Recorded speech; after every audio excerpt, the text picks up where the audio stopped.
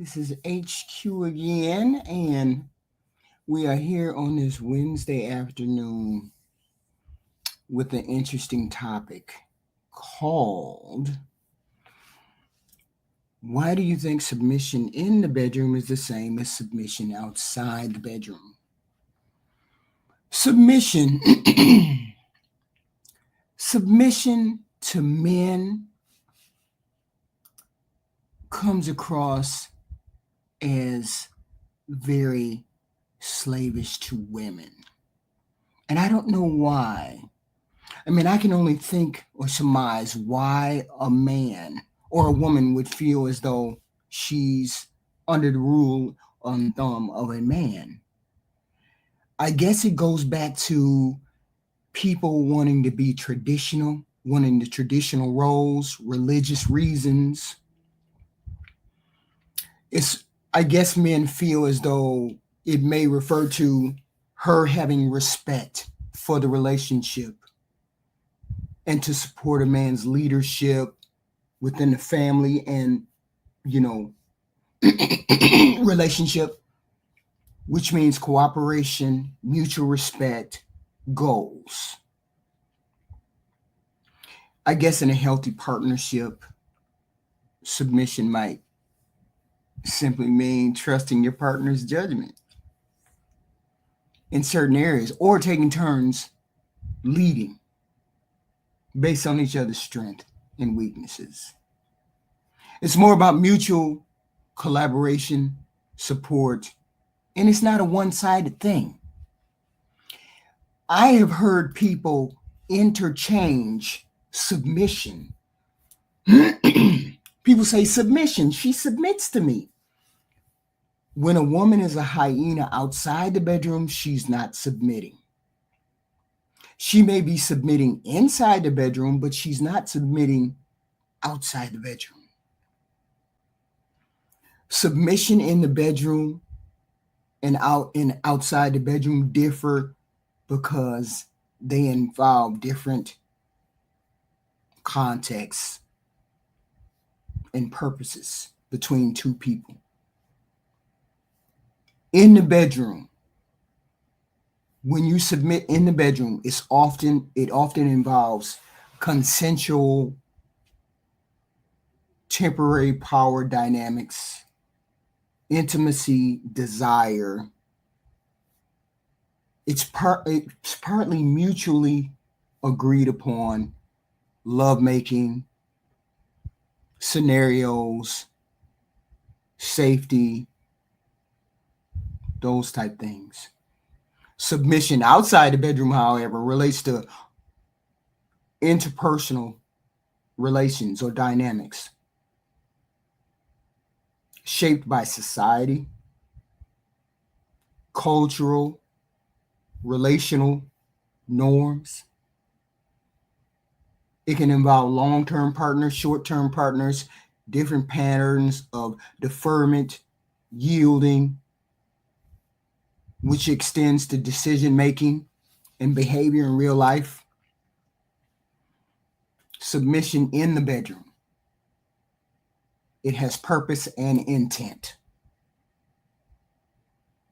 The intent is usually to explore fantasies and enhance connections and heighten pleasure. Submission is situational,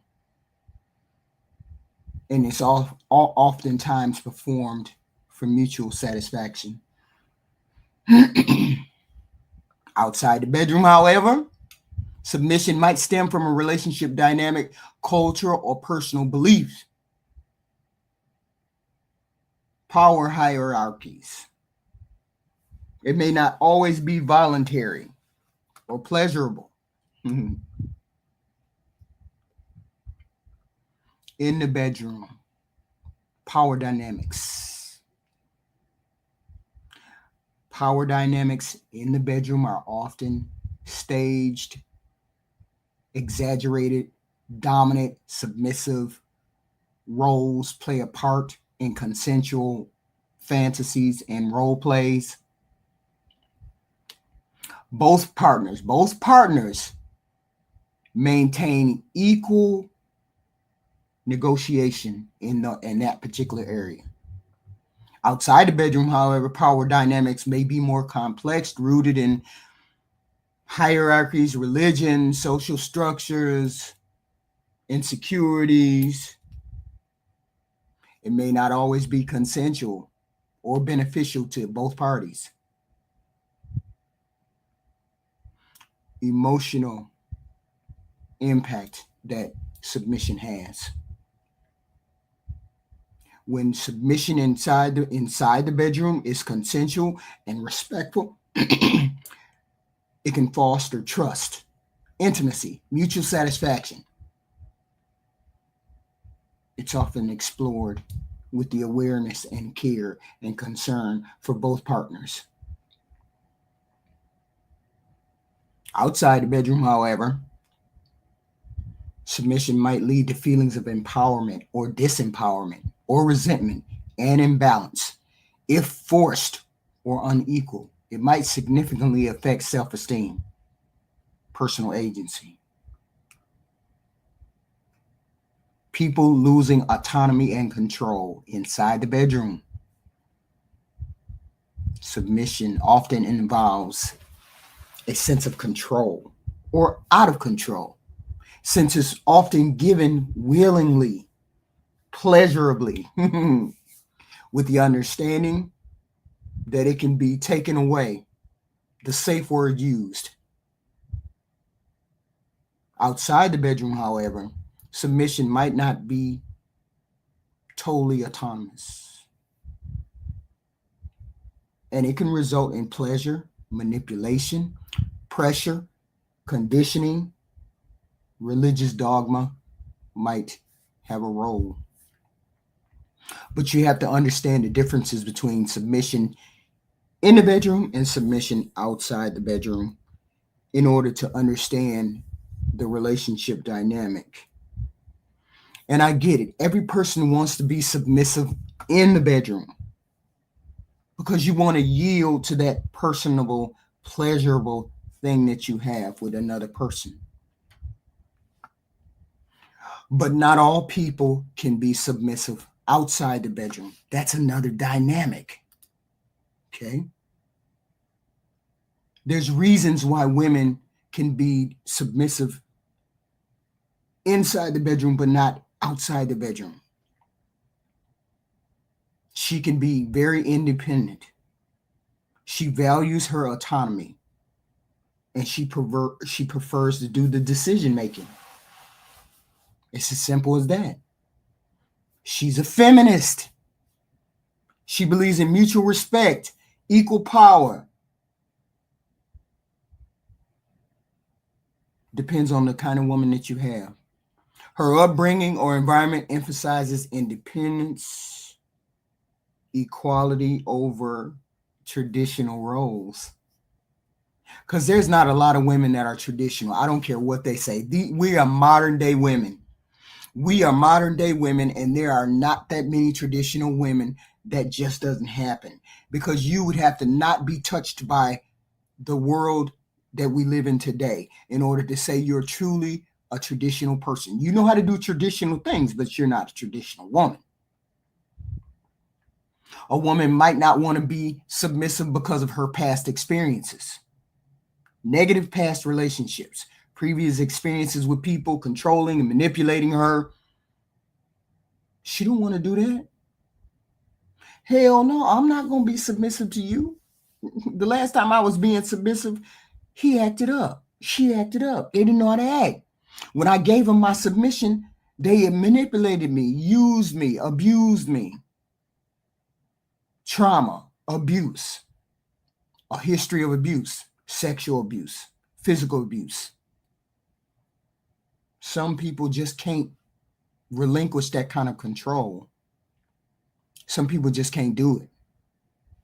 And it has nothing to do with you, but some women just cannot do it. And you need to recognize the fact that you have a person who cannot do that. Not saying they can't be a good partner because they cannot be submissive. I'm just saying most people who have had trauma or been manipulated find it difficult to be submissive. Some women's personality traits won't allow them to be submissive. She has too much confidence. She has a strong sense of self-worth, right? And she's what you consider an alpha female. Ain't no way she's going to be submissive. But you got to know what type of woman you got. She's assertive. She's naturally outspoken, says what she feels, prefers to express her opinions, needs openly, and she don't care what you think. There's just some women who will do that. Highly ambitious, driven women, okay? Usually when they're ambitious and driven, that falls over or falls into her personal life. And she cannot control, she cannot help that. So submission is a difficult thing to get out of those kind of women. Some women they desire a partnership, but they just can't. She wants a relationship built on mutual respect and partnership, right? He wants both of us to contribute equally, but he wants her to be submissive, and she can't do that. She believes in the teamwork dynamic, so therefore she's not going to be unequal in any relationship. She can't be submissive because her values and goals are misaligned with her partner's, what her partner expects. They might have different goals, dynamics. She may not agree with her partner's desire for a submissive, dominant role. And people may not even know that until they get into a relationship, until they get together. Communication might be off. Most women are going to resist being submissive because being submissive means trusting someone implicitly. I can be submissive in the bedroom and not be submissive outside of the bedroom. Plenty of people have that. These are things that you need to recognize in a relationship, recognize in your partner. Is she submissive in the bedroom? Of course. Sexually, she is all that. But when it comes to doing and asking what I need her to do and say and participate with, no, she's not. Okay. I told you when we did the submission piece before, submission only comes with trust of a person that's trustworthy and safety. That's when submission comes from a woman. She has to feel safe and she has to be trustworthy with a trustworthy individual. Building that trust is paramount for her to be submissive. Her feeling safe is the other component. Another reason why a woman probably would not be submissive to you. That's a part of it. Emotional safety, right? She may feel unsafe, unsupported, and submission might be a risk for her. And you have to recognize this person. Nobody wants to be exploited. Hit the like button when you guys come in. Please hit the like button. It would be greatly appreciated. That's free. Please hit the like button. Okay. She guards her autonomy fiercely, brutally. Okay. Women do that. The lack of control, they won't do the lack of control. Okay. Another reason why she won't do it, money. She feels as though she contributes equally to the relationship, so therefore she doesn't have to submit. You submit. You do what needs to be done to make the relationship or to smooth the relationship. You don't do what needs to do that. She contributes equally to the household income. So if she's contributing equally to the household or the income, she feels as though she can be independent. She doesn't have to be traditional.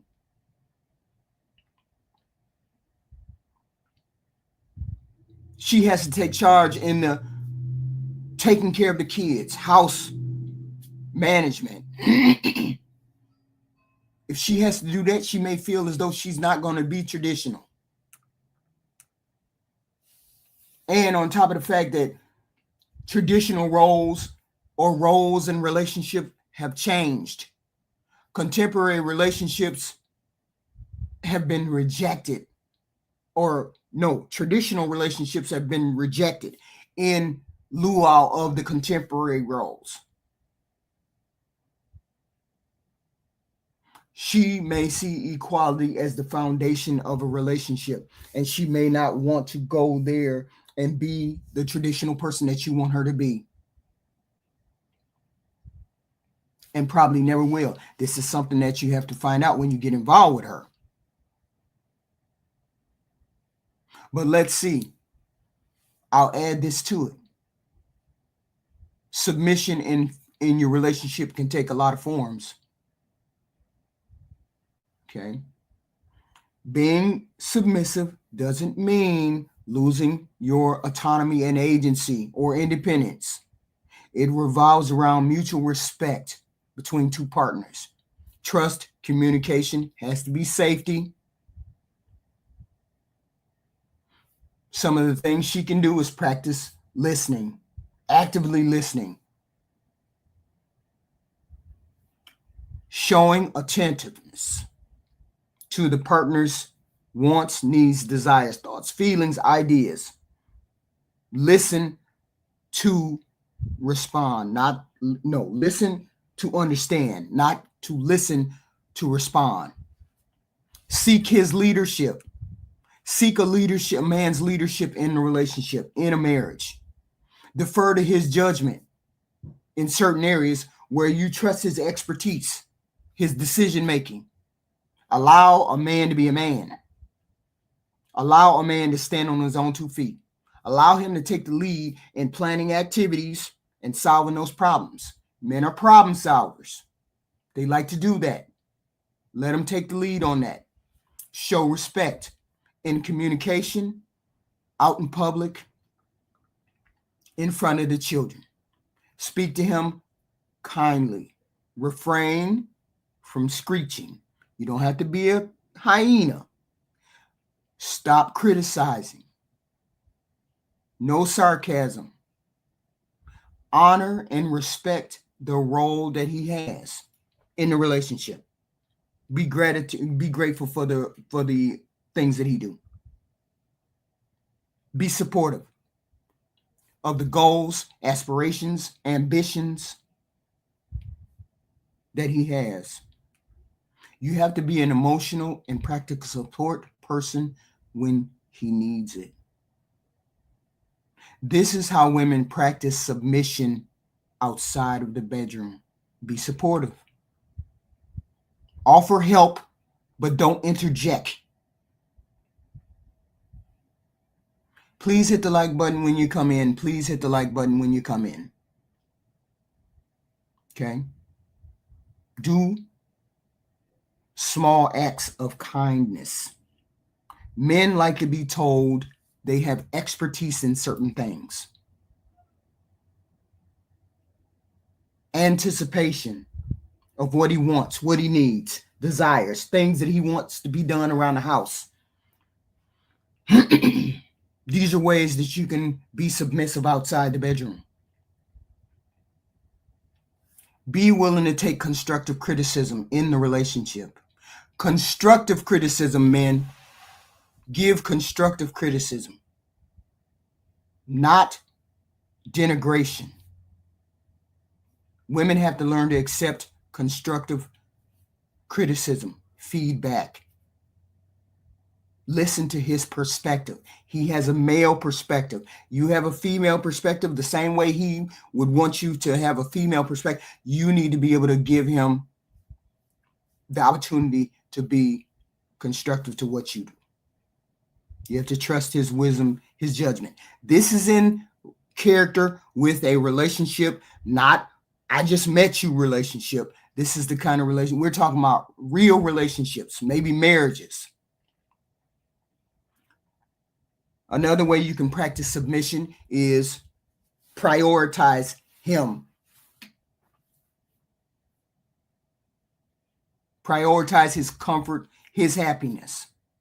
I know women do that a lot. I understand that they do. But make an effort to create a peaceful, cohesive family and household, right? Take time to understand what makes him happy, what makes him tick. And when you do that, you bring that into the family, you bring that into the household, and you incorporate those things every day. Ask him his preferences. Ask him what he would like you to do, how you want him to do, how he wants you to do it. Okay. Maintain the femininity. Maintain the femininity. Embrace your softness. Learn to wear dresses. Get your nails done, hair done. I have my hair done and my nails done and everything put together every morning because I want him to look at something beautiful. I want him to be reminded of me when he walks out the door, when he has a pep in his step. Embrace that softness. Nurture, have nurturing tendencies, okay? Be able to express yourself emotionally, but not erratically in conversations. Engage in the self-care. Like I said, take pride in what you look like, right? Wake up in the morning and take pride in what you look like. Don't just wake up with a bonnet.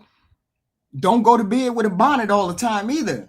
Go to bed looking, smelling good, looking good.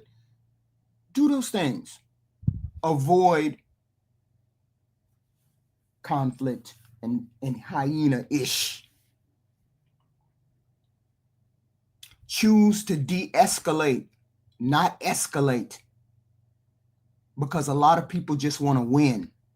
Please hit the like button. Please hit the like button going in the door. Please hit the like button. Hit the like button. Support the channel. We have super chats or we had cash apps. Please support the channel if you like the content today. And hit the like button. Thank you. This is information I'm giving out. I'm giving out some information that would hopefully be helpful in relationships. Another way to be submissive in a relationship, choose to not fight. You don't have to win all the time. This is the single most important lesson that a woman can figure out is, do I want to win or do I want to soothe the savage beast? And a lot of women just want to win. Figure out that is the type of female that you are and adjust it accordingly. Okay. Please adjust it accordingly. Okay. Be willing to compromise and pick the battles wisely. My God. Trust his decision. You got to trust his decision. I'm sorry. Allowing him to make final decisions in areas where he feels confident that he is can conquer. Demonstrate faith in his ability to do that. Let a man be a man. Also, you can share your feelings, your insecurities, challenges, how much you are devoted to this person, how much you are devoted to this relationship. Defend and hold up and respect your relationship with this man. This is how you show submission outside of the bedroom. You create a safe space for him to shine in front of his children, in front of his family, without undermining that, because a lot of women undermine these things. Encourage him to embrace being a man. Don't undercut him in any way. Well, I know you don't know how to fix that, so I guess we're gonna have to call somebody to fix that. That undermines a man in the way he wants to look as though he knows how to do things. He wants to be competent or be seen as competent. Don't undermine those things. Don't do that. And these are ways that a woman can be submissive outside the bedroom, right? But submission is a choice. Submission is a choice that a woman she chooses to do that. No woman is just going to walk into a relationship and be submissive. That doesn't happen. They have to choose it. Being submissive in the bedroom is way different from being submissive outside the bedroom. But a man has to foster the environment for her to be submissive outside the bedroom.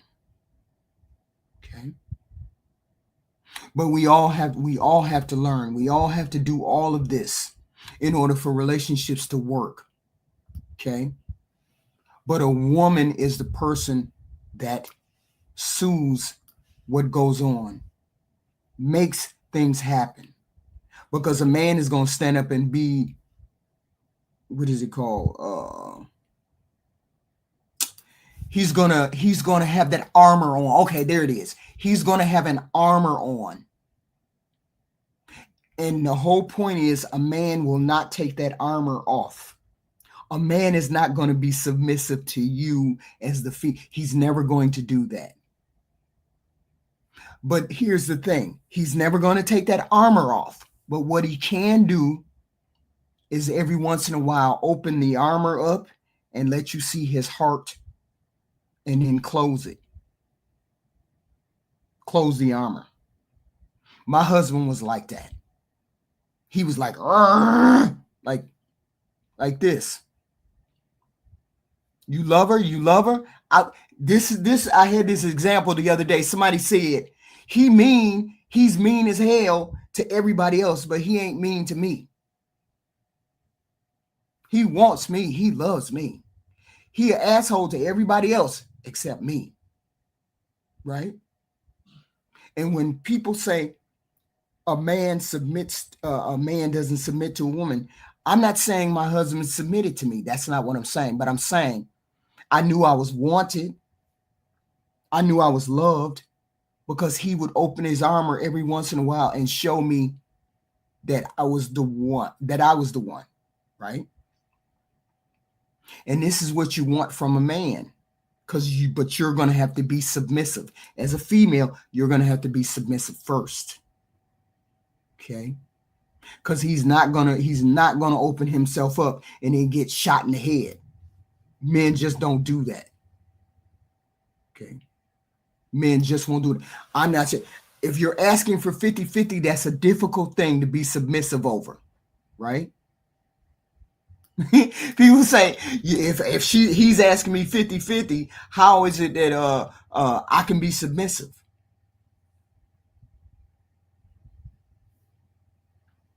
But a lot of us in this dynamic, we have a lot of money. We make a lot of money. He makes a lot of money. And we do things to get. Some of you women are so independent. There's nothing wrong with being independent. There's a lot of women that are independent that you wouldn't let him pay for everything anyway. When a man says 50-50, he means, or a woman says 50, he means, okay, babe, you pay for the vacation, you pay for the food, and blah and cell phone or whatever, and then I'll pay all the electric, gas, water, blah, blah, blah, right? But usually that's not 50-50. I wouldn't mind a man who said that. Hey, HQ, hey, I'm paying all of these. Do you mind getting the food? You pay for the food. If you pay for the food and maybe, handle the cell phone bill, we can make it work. I do everything else. That's not 50-50. And that's where most men will be. Most men will not be paying every inch of the bills, but he'll pay the bulk of the bills. There's nothing wrong with the bulk of the bills. Just take, for example, a factory worker or a, what is it called? A reach driver or one of those people. They make 60, 70,000. If you make 60, 70,000, you might be paying the car note and the cell phone bill or whatever, and he pays everything else. That's not 50-50, but you're still contributing to the household where he doesn't have to pay everything by himself. That's what most men want, right? Thank you, Mr. Walker. $5 super sticker. Thank you. Stephen James, $2. Thank you. $5 super sticker. Stephen James, in a disagreement, would you rather be right or happy? That's correct. Would you be right or I would rather be happy? Okay. The pink pill, $4.99. Shout out to HQ in the chat. So I'm saying submission in the bedroom is not that difficult to get. We don't want to, nobody wants to do 50-50. Nobody really wants to do that. You pay a bill, I pay a bill. If I just got to come up with the money, then you have a problem. When we just got to come up with the money. I don't want to have to come up with the money. But if you say, hey, babe, I'm kind of short. Can you pay this car note and blah, blah, blah? Not a problem. Because I want to grease the wheels in this relationship. I want to give you that cooperation. Okay. Somebody says, speak greatness over your mate. That's right. You speak greatness over your mate. You know how when you speak in a relationship and you supporting that person, and that person, every time you speak to that person, you say, yeah, baby, you can do it. You can do it. I'm going to let you do it. I'm not going to interfere, and you can do how you need to do. That gives people confidence to act on their own and trust their own decision making. My mother told me a long time ago, let a man be a man. Don't offer to help first and foremost. Let him be a man. Let him do what needs, let him figure it out. Because they can figure it out. They got brains just like you. They got brains just like the women. They can figure these things out on their own. And most men don't appreciate you jumping in and saying, I can help you. Let me give you some money. I'd be pissed off if I'd be pissed off as a man. Be like, no, I got this. Because a lot of men say that. Ain't that that's the first thing y'all say? I got this. I got this. Because you don't want her to jump in. Okay. But you also, as a female, you have a role to play. Your job is to soothe the way. Soothe the way in that relationship. And submission can happen. Submission can happen. But first, guys, you have to make sure that she trusts that you're going to do what you say when you say it. And you present a safe space for her to be vulnerable. Women, you also have to present a safe space for that man to be vulnerable too. No man is ever going to pull that armor off to you if you show yourself to be one of the people that will use it against him. Please hit the like button, guys. Please hit the like button. I'd appreciate super chats. I'd appreciate the Cash App. Anything that helps the channel, that would be nice. If you like the content today, please, thank you very much. And I'm saying, please hit the like button, hit the like button. Thank you. So these are the things that I'm presenting as why and how women can submit in relationships, why there is a difference between submitting in the bedroom. Hell, everybody wants to submit in the bedroom. Everybody want to submit in the bedroom, right? I mean, what's the point in going into the bedroom if you ain't going to submit in the bedroom? But submitting outside the bedroom is a little bit more complicated, okay? There has to be that mutual respect. People say yielding to a force stronger than oneself. Okay. Trust. If you're a trustworthy individual, she will submit. Okay. And I'm not saying lay down your life for this, lay down your armor for this woman. I am saying every once in a while, open the armor up that all men wear. All men wear an armor. Open that armor up and let her see your heart every once in a while. I'm not saying let it stay open, because you do have some weirdos out there. But I'm saying open yourself up. Okay. And this is how we conduct and want to go forward in relationships. Okay. This is how I want to present the channel, as a way for women to go forward in relationships and be the partners that people want them to be, and the men to be partners that I want them to be. We all have it in us. We all do, right? We fall, we falter, our steps are wrong sometimes. But I think we can get there if we want to. If you want to be a better partner for somebody. And I get it, guys. You want a woman that's submissive. Submissive to a lot of men means she's not a hyena. And that's a part of it too. That hyena stuff doesn't work.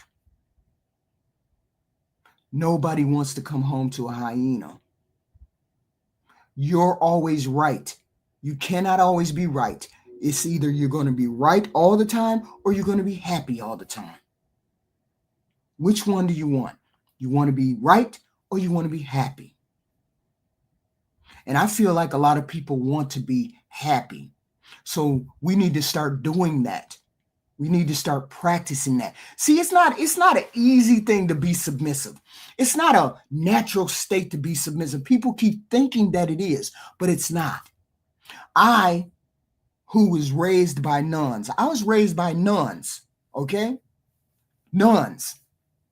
You know them old white ladies with them habits? Yes, I went to school all of my life, since I was 5 years old. I was raised by nuns, and they were submissive and demure, and they taught me that, and I studied religion, and I studied all of those things. So I understand what it is to be submissive in that submissive role.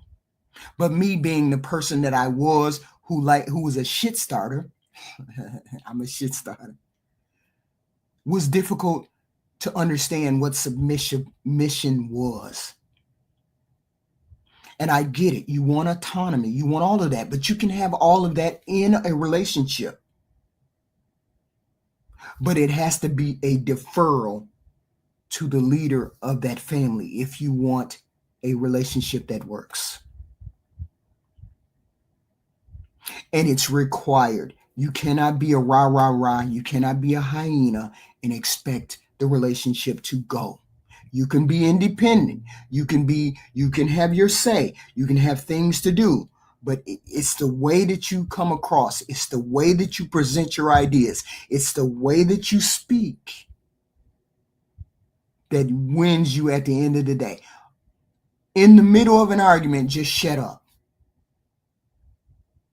In the middle of an argument, just shut up.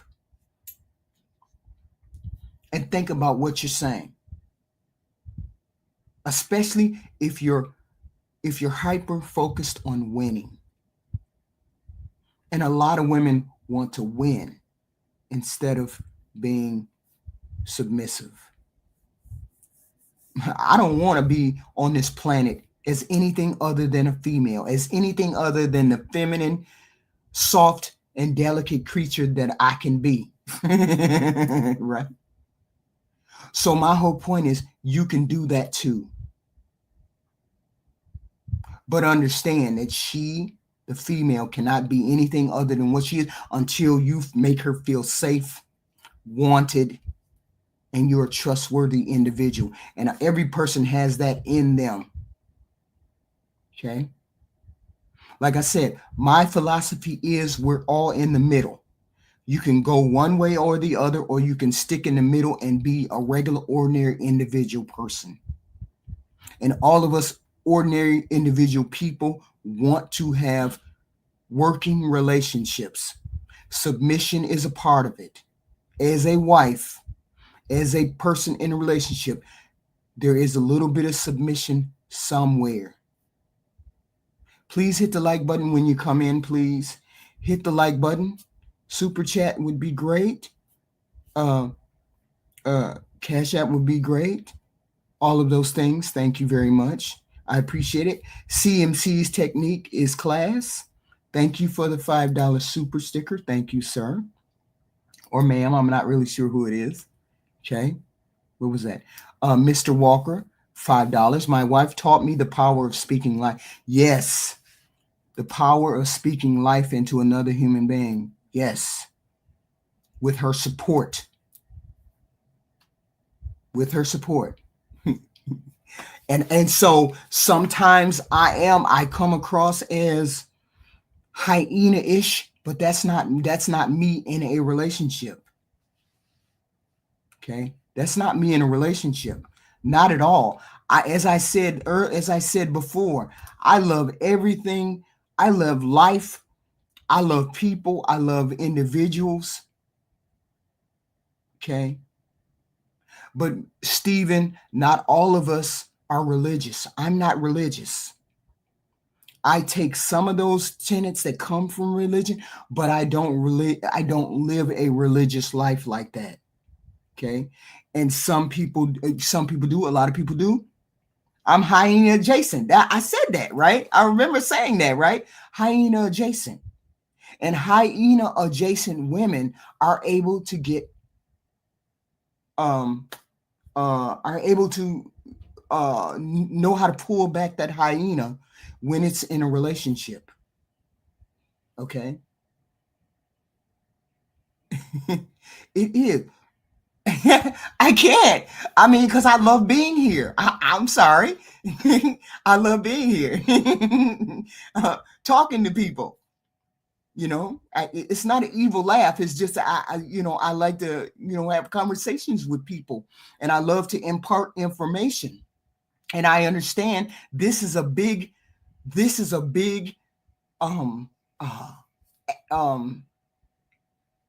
part of what men have a problem with women with, because they feel as though women won't submit. And I'm saying to you, it can happen. Women, and I'm talking to the women about what men need from you, and some of what women need from men in order for them to submit. Right? Q, thank you, Q, for the $5. Claim HQ is easier to digest. Lose the evil laugh, though. No, I'm not. I'm not trying to be evil. It's just that I'm having a good time because you guys are here. Thank you for coming. Please hit the like button. Please hit the like button. Okay. Okay. So my whole thing is this: we want to do better. We want women to do better. We want men to do better. We want everybody to do better. Okay. But this is a start. We have to start with the component of men and not dragging them down. Not dragging down the whole process of what they're doing. We all need to build them up first, because kings rise first and then it's the queens. They're always first and then the queens. Okay. This is the way I look at it. Okay.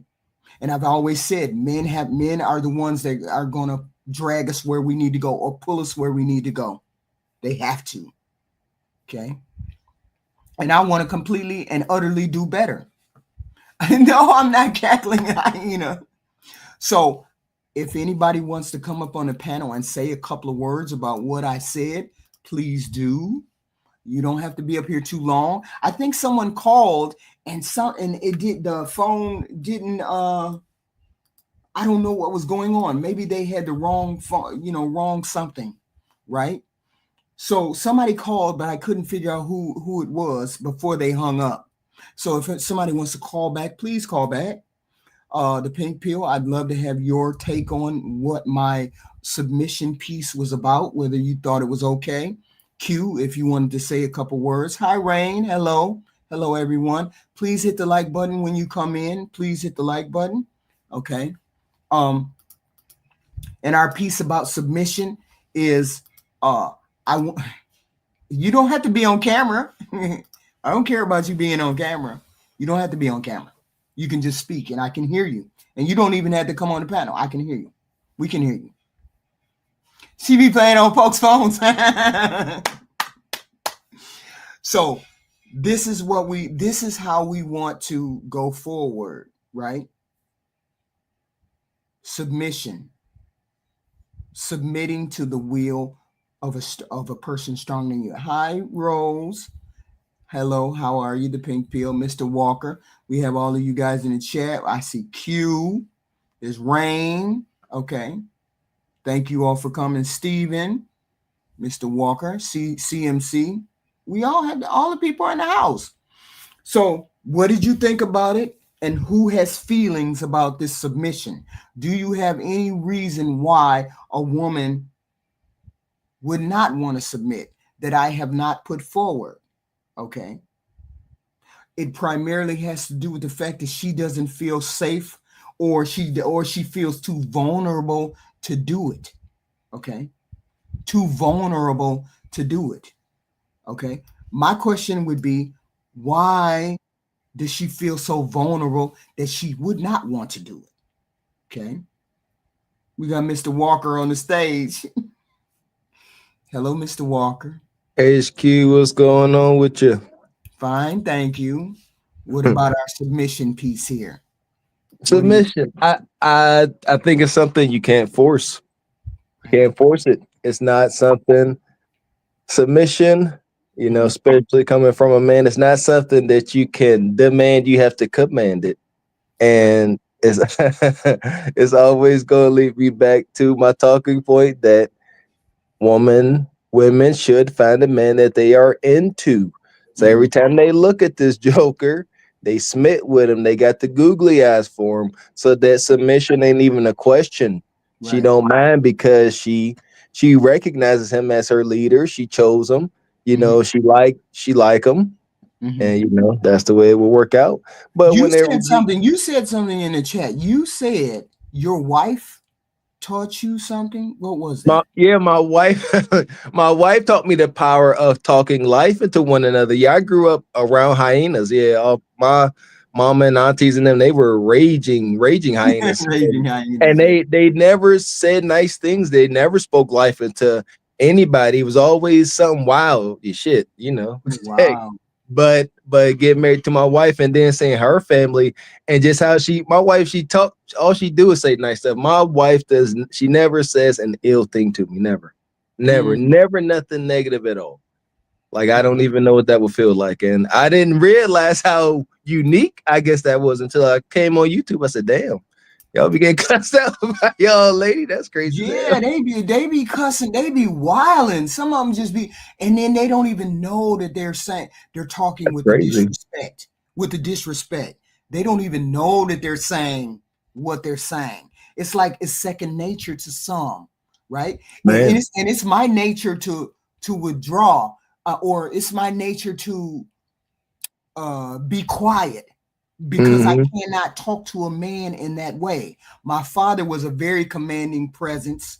My husband was a very commanding presence. So I never learned to talk to men like rah, until I came on here. and you see that? They weren't demanding, they were commanding. With their presence, how they carried themselves. And that's what it takes. But if a woman can't respect the energy that you're bringing, then yeah, most likely, it's there's going to be submission issues. Yeah, they presented, they commanded that respect right off the bat, and it was like I never even contemplated looking at them and saying you da da da. I never did. Was raised with my father, and he would walk into the room, and my mom would get instantly, she would instantly, smile, and then, he'd say a joke, and then he'd walk into the bedroom, and then all of the kids were like scattering, right? Dad is walking through, we ain't saying nothing until he come out the bedroom, right?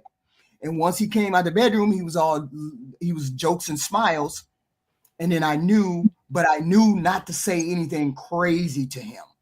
And I learned that from being with my husband too. There was no way that I could say what I wanted to say, because he had a job where he was very he had the rah kind of job. So I felt as though I was sort of a tad bit afraid of this person. You know what I'm saying? Just a tad bit. No, not afraid. I knew he could be an asshole. Let's put it that way. I knew he could be that way, and he never was that way with me, but I knew he was capable of that, which sort of put me, well, I'm not gonna mess with that man. I definitely Exactly. mess with that man. Right. Exactly. Now, before we go any further, I just want to ask the Pink Pill something. Pink Pill, on a scale from 99 to 100, 100 being the highest, how bad do you want to beat me, huh? 101. Exactly. I want to say something. Yes, Miss Pink Pill. HQ, this is the kind of content that I've been looking for. I've never heard my mother say anything positive about a man in my life besides her own brother. And we need like more, I'm not trying to call you old, but women who came before me, like seriously, to be like an example, because if we don't have you as a vessel speaking like this about men and like towards ladies, we're going to be lost and we're not going to know what to do. That's why so many modern women are the way they are, because they don't have any direction. So I just came on here to say that. Well, thank you.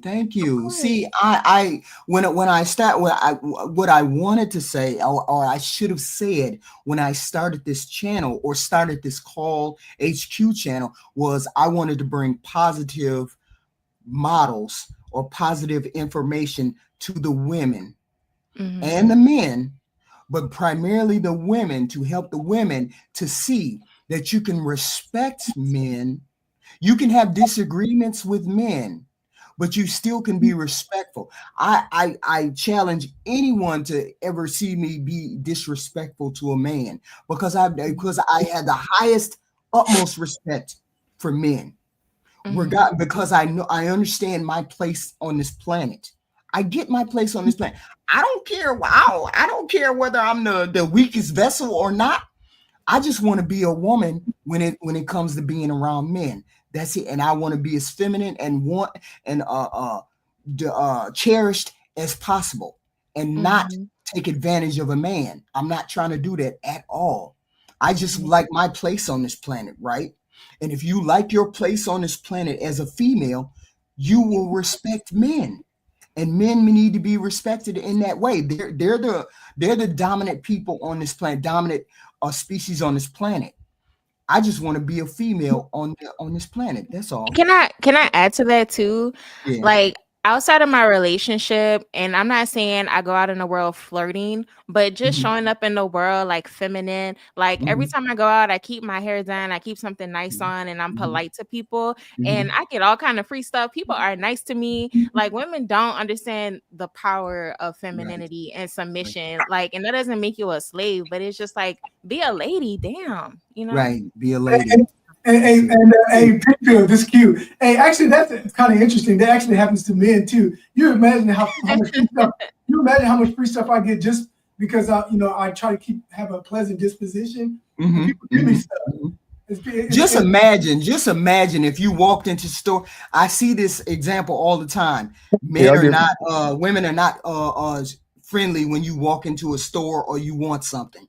Just imagine how it would be if for a day the women who are the raging hyenas became very feminine and decided they were going to be nice to every person that they came across. Yeah. Look how the world would change. Look how much step and pep would be in men's demeanor if a woman he didn't even know Amen. would be nice and not hyena-ish. That's why when I go out, I'm respectful. Whenever I run into any kind of man, I run into him. I defer to him. I stand back when he's walking. He opens the door. I say, "Thank you, sir," regardless of his age. Whether he's 14 or he's 50, I say, "Thank you, sir," and walk on by, because he doesn't have to do those things. Would you like this or would you like that? I'm always greeted by that. The power of the female suggestion of femininity goes a long way out in this world, and a lot of women don't understand that. A pleasant demeanor, a smile goes a long doggone way. Now, HQ, I want to ask you this now. Have you ever gotten free stuff for being nice? Oh my When I was younger, when I was prettier. Okay, now wait. So, but not as of lately. So shoot, because I ain't never Well, got no I free really stuff. wouldn't accept it now, I ain't never got no free stuff. I think it's a bit of colorism there, because Brother Q and Pink Pill, they of the lighter persuasion, I and am we a dark, black and girl. Nah, we that's darky. the light. HQ, we darky. That's We the don't. light. That's the green cap. I'm not light skinned. Me either. I just have good lighting when I come on. That's Mm. all.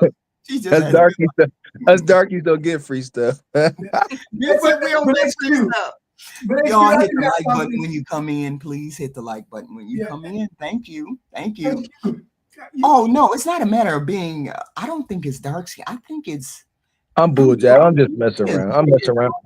But it's true. Like nice. If you're out nice in public, and it's the saying that people that look good just get better treatment, and it just is what it is. Like A lot of respect. you are more I give inclined. respect, though. Yeah, it's weird. Like just on like a low level, shallow position, like people that look good, you're gonna give them more the time of day. It just is what it is. Like people don't want to acknowledge that superficial bull crap, but it is. Like you turn around and you see a pretty and attractive man or woman compared to something busted and ugly. You don't mind insulting somebody that's ugly. You know what I mean? It is what it is. I ain't saying it's okay, but Q, what did you say? What were you Yeah, saying? so I wanted to say something about the submission talk that you guys were speaking on. Yes. And so I was thinking yesterday, do you guys think that submission is harder for women these days because they don't have to rely on men as much? For two reasons. One, for resources, and two, for protection that they don't know they actually need. So, because if you think about it, back in the day when we as human beings warred a lot, women needed men to constantly fight. So I think they can look towards them for protection, and they can revere them and praise them and so forth. And since we don't have to fight like that as much, or they don't see it because we fight on distant shores the last 100 or so years, I don't think they respect men as much. And that's my humble opinion. And number two, the resource aspect. I think people, even if a woman got with a man who wasn't really that handsome, but she was around him enough to start to respect him for what he was providing for her, I think she could submit at that point. But I think we created a system where there are a majority. Well, I don't know. I don't know what percentage to give it, but there is a portion of women who have gained a sense of entitlement because the government has given them everything they needed. And so now they don't have to work with the man to provide for their survival needs. And so now the only thing they have left is to focus on media. And media has influenced them to look for only a certain type of man. And so they pour their efforts into getting that type of man, even till giving them sex to get their attention. Because if you have a pretty woman versus a not so pretty woman, and they both want to get his attention, the pretty woman going to get it anyway because she looks good. The other one, she said, well, I can't really keep him unless I give him myself, not knowing that we all know that sex is not the best way to keep him. It's not going to work. Now, if you get him, you need to give him sex once you get him, but that in and of itself is not going to keep him. Right. I know I rambled on a little bit, but my 2 points was resources and protection. Do women view men as respectful in those 2 realms anymore? Pink pill? HQ, and this is not a slight, but I think this whole issue goes back, like, not to your generation, but to maybe your mom's generation. That was the generation that was just so hell-bent on being independent. That's when the welfare government assistance started coming in or whatever. That's when women got real independent. And I think they just passed that ideology down to like my generation. I don't even know like where to start to unravel all of it. I really don't know. HQ. I'm gonna give it to you. I don't know. See, I think when I'm different. You can't depend on me. I'm just old. I've always been an old soul. I've always been a old soul. When I this is what happened, and I can tell you this is how I am. When I went to school, went to college, and I got pregnant, right? I came home and told my mom, I'm not going back to school. I'm coming home to be a wife. My mother said, you better get your tail back to that college. You better get back there and graduate, So she forced me to go back to school. She forced me to go back to college. I went to college and I had 2 kids and my boyfriend in college going to school, right? So I had no intention of being an independent person, even though my mother was pushing me to be that way, right? But women aren't pushed to be in the role of being vulnerable to someone. She's pushed. I think that I don't need a man mantra has permeated every relationship from the 80s on down. I think it has damaged a lot of the psyche of the women. The men have taken it to the heart and said, she don't need me, so I don't need to stick around. Nobody is wondering how to make relationships work. So when she says, I don't need him, and she has money, she actually means that. But the real truth is she does need the man, right? HQ, Yes. Can I say I'm seeing a shift though, because every time I log onto YouTube, I'm always seeing a video of a baby mama crying, saying how hard it is to keep up with the kids and keep up with the bills.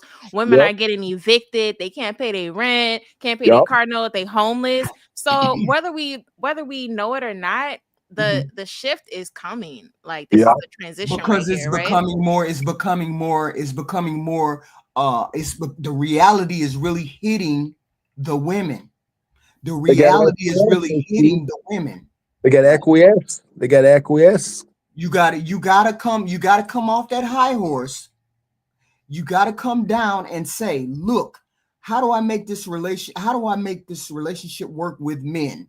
How do I make it so that my disposition or my thought pattern of not needing a man is shifted to the back, and I pull out some of the things that I need, or I need to list respectfully to be with a man? What do I need to do? I think the reality is hitting the women that, damn, the kids ain't enough. Damn, they ain't enough. I'm sitting here alone and I'm 29 years old and I got 2 kids, but I can't get a man. HQ, and well, actually everybody, even Mr. Walker. Do you guys ever? I don't ever remember being a young kid in the 80s and in the 80s, primarily 80s, right, and early 90s. I've never heard a woman at a young age say they don't need a man. Like, no. in late teens and maybe the first part of the early 20s if they haven't been with a man and got dumped or hurt by a man. Am- I've never heard women that Baked in the cake. say you don't need a man. No, Have you know what? Like I said, I grew up around hyenas, but even they knew they needed a man. They kept a man. Like the 4 for 4s and 5 for 5s back in the day, they knew how to cook Sunday dinner, and they kept a man. They kept a step simping step daddy around. See, they want a man around, but if you ask them directly, they're gonna say, I don't need a man. I want a man. I don't need you." They'll say it, but they'll say it, and I believe they're beginning to understand that people who said that before kind of messed the whole generation up. And I think it's baked into the cake. I think the fact that they act like that, or they feel like they don't need a man, is kind of baked into the cake. I don't need a man. I can work. I can take care of myself. Da da da da da. But the Yeah. whole point is you want a man and you need a man. So To answer, it's baked in the here's cake to me. here's the thing, and I said this one show. A man is more than just his money, just a man's presence alone. Like, seriously, women, with all due respect, but women literally turn their brain off when they're around responsible men. I see it. Like, you out in public and they just be so happy just looking around, doing their thing, and they don't be worried about the daggone thing. Mhm. It's a task, because you gotta, it's like hurting cats, but it's a beautiful thing to see. But these women never seen that. So any woman that says, "Oh, I don't need a man," they've never experienced that leadership of a man, where you go out and your only job is to enjoy yourself, because Yeah. he's doing everything. He's doing his manly duties. You don't have to worry about nothing. So, and they say don't, because they never experienced that, Right. and Yeah, they don't want to admit that. I was gonna say, from elementary school, I always liked boys. Not saying I was a fast kid, but like I've always like dreamed of being. No, but like I would always write in my notebook like Mrs. This or that. Like Valentine's Day come, boys are bringing me like baskets for like Valentine's Day and stuff. Even in like middle school and high school, like guys would come and pick me up and bring me on dates, like white boys too. But like ever since I was a little girl, I can remember I liked the idea of having a boyfriend. I don't know where it got lost in translation. Right. I wanted to add. I don't know anything. I don't know anything other than having men around. There's a difference between never having a man around, no man in the house, no man that's permanently there, no man to depend on. There's a very big difference from every day coming in the door. My father would come in the door at 7:30 every morning. For years, I would see him come in the door every morning, 7:30, because he worked the midnight shift. I don't know why he liked to work the midnight shift, but he would work the midnight shift, and then my mom would work the day shift or afternoon shift. There was never a day. I've never went a day not knowing of a man, a father in the house, because I've never known that, because my father died when I was like 50. My father died like when I was 50 a couple of years ago. Yeah. So I've never known that. And then my mother died maybe a year later. So I don't know that dynamic, but I get it. When you're born that way, raised that way, you're not even thinking of a man being in the house. You're not even thinking it's built into the fact that you don't even rely on a man. It's built into you. So they don't have to say, "I don't need a man." Just the fact that she does everything independently.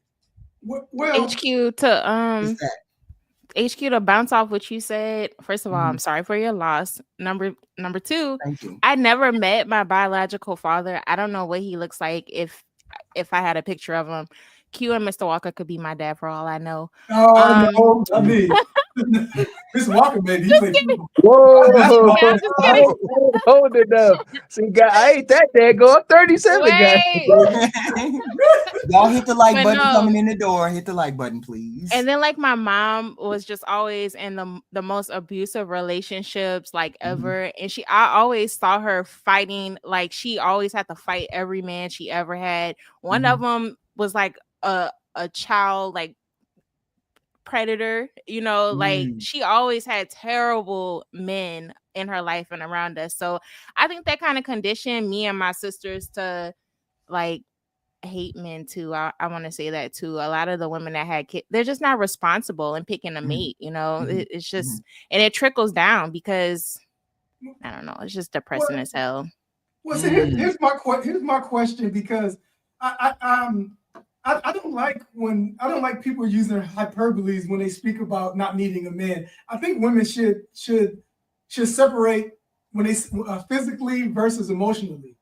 So if for your physical needs, if you don't need a man, you need to say, I don't need a man physically, but I do need a man emotionally, if that's what they really want. Because yes, we have some women who have money and who can provide for their temporal needs.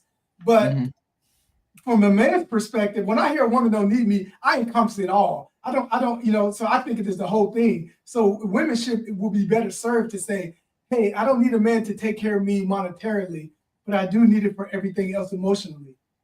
I think they started to say that. I think they started to say that. But you know, let me opine on that. But and be able to articulate that so that the man can understand, because you don't want to minimize him. And I think the worst thing we did, we changed too fast as human beings. 50 years is not that much time. I'll tell you that right now.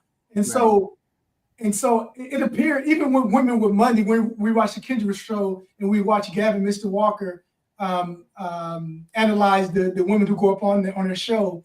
The funny thing about it is that yes, they can make money if we take their word for it, right? Air quotes. But they also still want man to provide that money, because that's the only way they see man is providing money. And so, and that puts them in a bad mind frame, because not they only see men as money still. They still don't address the emotional part of it enough. If you have money, why are you worried about him having money? Now, I will say that if you're young and you want to have kids, you got to take that into consideration, because we all know that you can get pregnant and the kid can come out any kind of way that requires the wife to maybe stay home. So I mean, and that's just life happens that way for some people. But if you only need man for the emotional part, you need to understand how to articulate to that man so he will be okay with it. But I'm telling you right now, as a man, if you tell me I don't need a man, I'm going to encompass in everything. You don't need me financially, you don't need me emotionally, so I'm not going to approach you. Right. See, I think it's a matter of maybe we need to pull back on leading with the money first, or leading with the provision first, and maybe it's a communication gap between us and men. Maybe it's that. Maybe it's not that I want all of your money. Maybe that women see money as, well, have we ever thought that maybe women see money as care? I agree with you. Some should. Like I said, you have to analyze your current situation. Some women will, just like some men, will not have the acumen to gain enough money to provide for themselves and or others. That's just the way it is. Not everybody can make money like that. Most people don't have the mind like that. And if you're a woman who understands that and says, hey, I understand that I will be in a position to where I will need a man to make it through life. And that's okay. As the weaker sex, with air quotes, that's okay. But then you need to proceed with life understanding that you need to pick from the men who are willing to accept you for who you are. Is there anything wrong with saying to women, is there anything wrong with men or women saying, I just want him to make what I make? No, yes. We're in that statement. We're in that statement. Is that wrong? But because the man is going to pick you based off of what he sees that you can provide to him. So so when you focus on the money from the woman's perspective, because you coming in not wanting to provide for him, I'm assuming, correct? You hear that question? I'm assuming that I'm assuming 50-50, but we can go with what you said. Okay, so if the woman's coming in with the assumption that she has a certain amount of money, and then that man needs to make that certain amount of money, otherwise it's not going to work. And let's say it's got to be, let's say it's more than the national average, the national median income. Okay. Then she still has to realize that she has to be what he wants as well. And if she does that, and she only limits herself to the men where she's at economically, that's going to reduce the pool substantially for her. Right. And then now she can only get men in that group if she wants for a relationship. Women can almost get a man. Believe me, I've seen a ton of stuff in college. And some of the dudes on the team, some of the women they slept with, it was amazing. They'll never be seen with them at the games or after the games, but I saw them sneaking out the window. Yeah. You know what I'm saying, Q? And see, I be trying to give these brothers that perspective from being an athlete, because we all live in our own head, and we ain't aware of our anecdotal existence. And I'm just like, I've seen this stuff. I have seen, some of my teammates literally go and take girls out of dudes' hands, just like, come here. And then that's why, what's the brother Boyce? I respect Dr. Boyce for his academic contribution, right, and his intelligence. You can't knock that. But he should have never in his mother-loving life stepped over into relationships, because that was Dr. Boyce. Dr. Boyce was getting his girlfriend took, and he was sitting there disgruntled on suicide watch. No way. No way. Moist Watkins? Who is Moist Watkins? Oh, y'all wrong for that. I said Boyce. I don't call that man Moist. I call him Boyce. Wait a minute. He got his woman took? Oh. Well, that's his wife. See what I'm saying? That's why we call him simps. Because you argue that because he lived that existence. He liked the girl in college, but she went and gave her womb to the football players. And then when she was done, she came to the boy and said, "Hey, remember you like me?" He's like, "Yeah, I like you." He said, "All right, you can come. You can have it now." Can I say something? Yeah, I think most of the times when women get on here and say, "Oh, I need a man making this amount, I need a man making that amount," it's because, first of all, they don't know how to pick the correct men, and they've dated too many pookies and nugs, and they're so used to men coming with their hand out, not realizing that majority of men, in my opinion, aren't like that. And I know from experience, because admittedly I dated a nug before, and it wasn't fun, but he always needed something, and I said hell no, of course. And the last straw was when he asked me to like rent a car for him in my name. I'm like, what the fuck? But y'all gonna stop denigrating. Usually the nugs and them are very young. And you usually get with those nugs and pookies at the beginning and early in the relationships. But the nugs sometimes can be reformed. They can be reformed. They just down on their luck somewhere.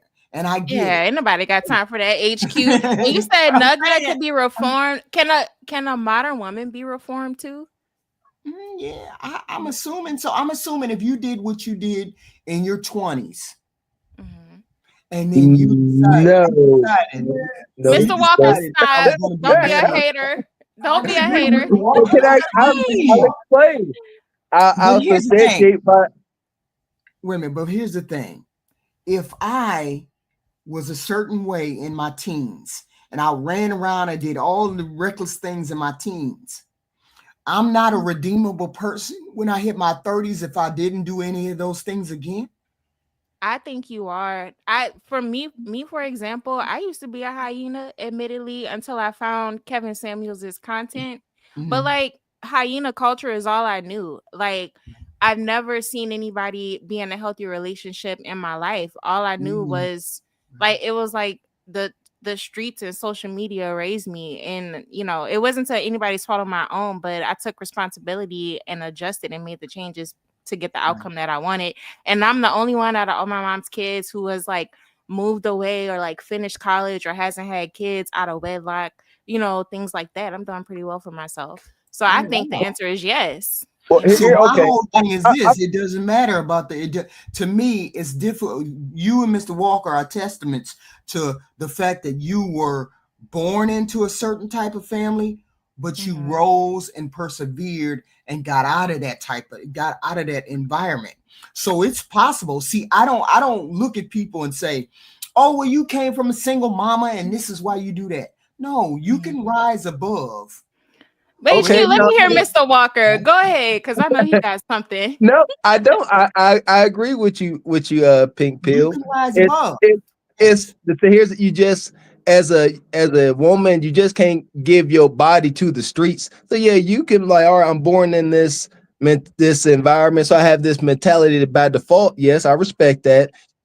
However, you can then go and become an active 304, giving your body up because then you have a conflict because men value exclusivity to a woman's body. So if that's gone, then that's tough to regain. So as long as physically the woman isn't out in the streets, then yeah, and also that willingness to reject that lifestyle. You know, I was proud about that. Like I respected the thug life, the street life. I always did, and that's a big if though. So, but yeah, I agree, Pink Pill. See, I never jumped out there into the porch. I went straight from being home with my parents to going to college. But I was in a relationship, I had those 2 children, and then I got into another relationship a year later with my husband. So I never hit the streets at all. I was never a street person.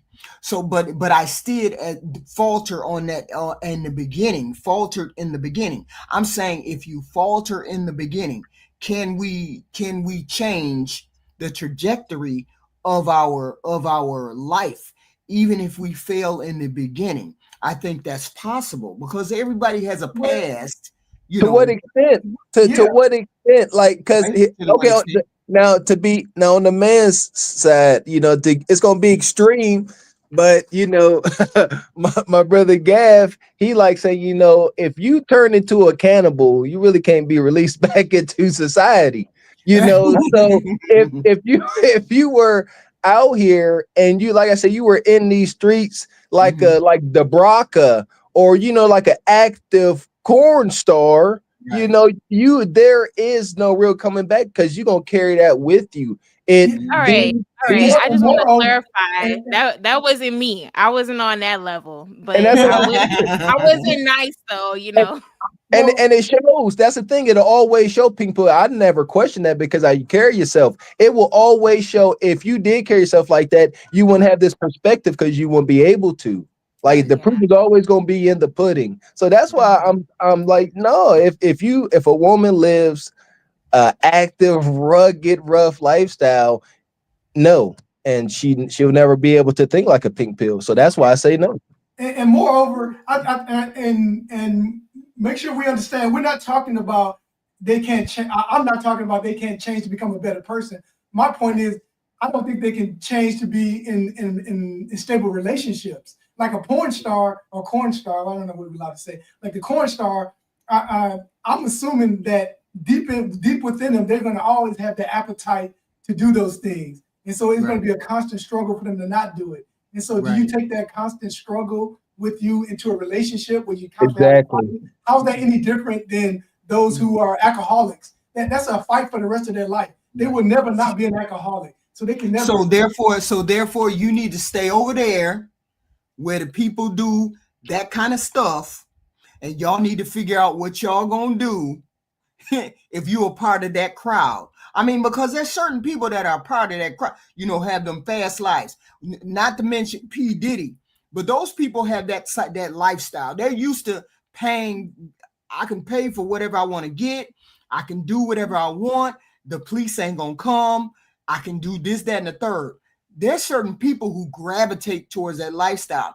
Most normal people don't gravitate towards that. Most people are repulsed by those kind of lifestyle. A corn star, ain't no way that I would be comfortable dealing with a man who did corn star activity, right?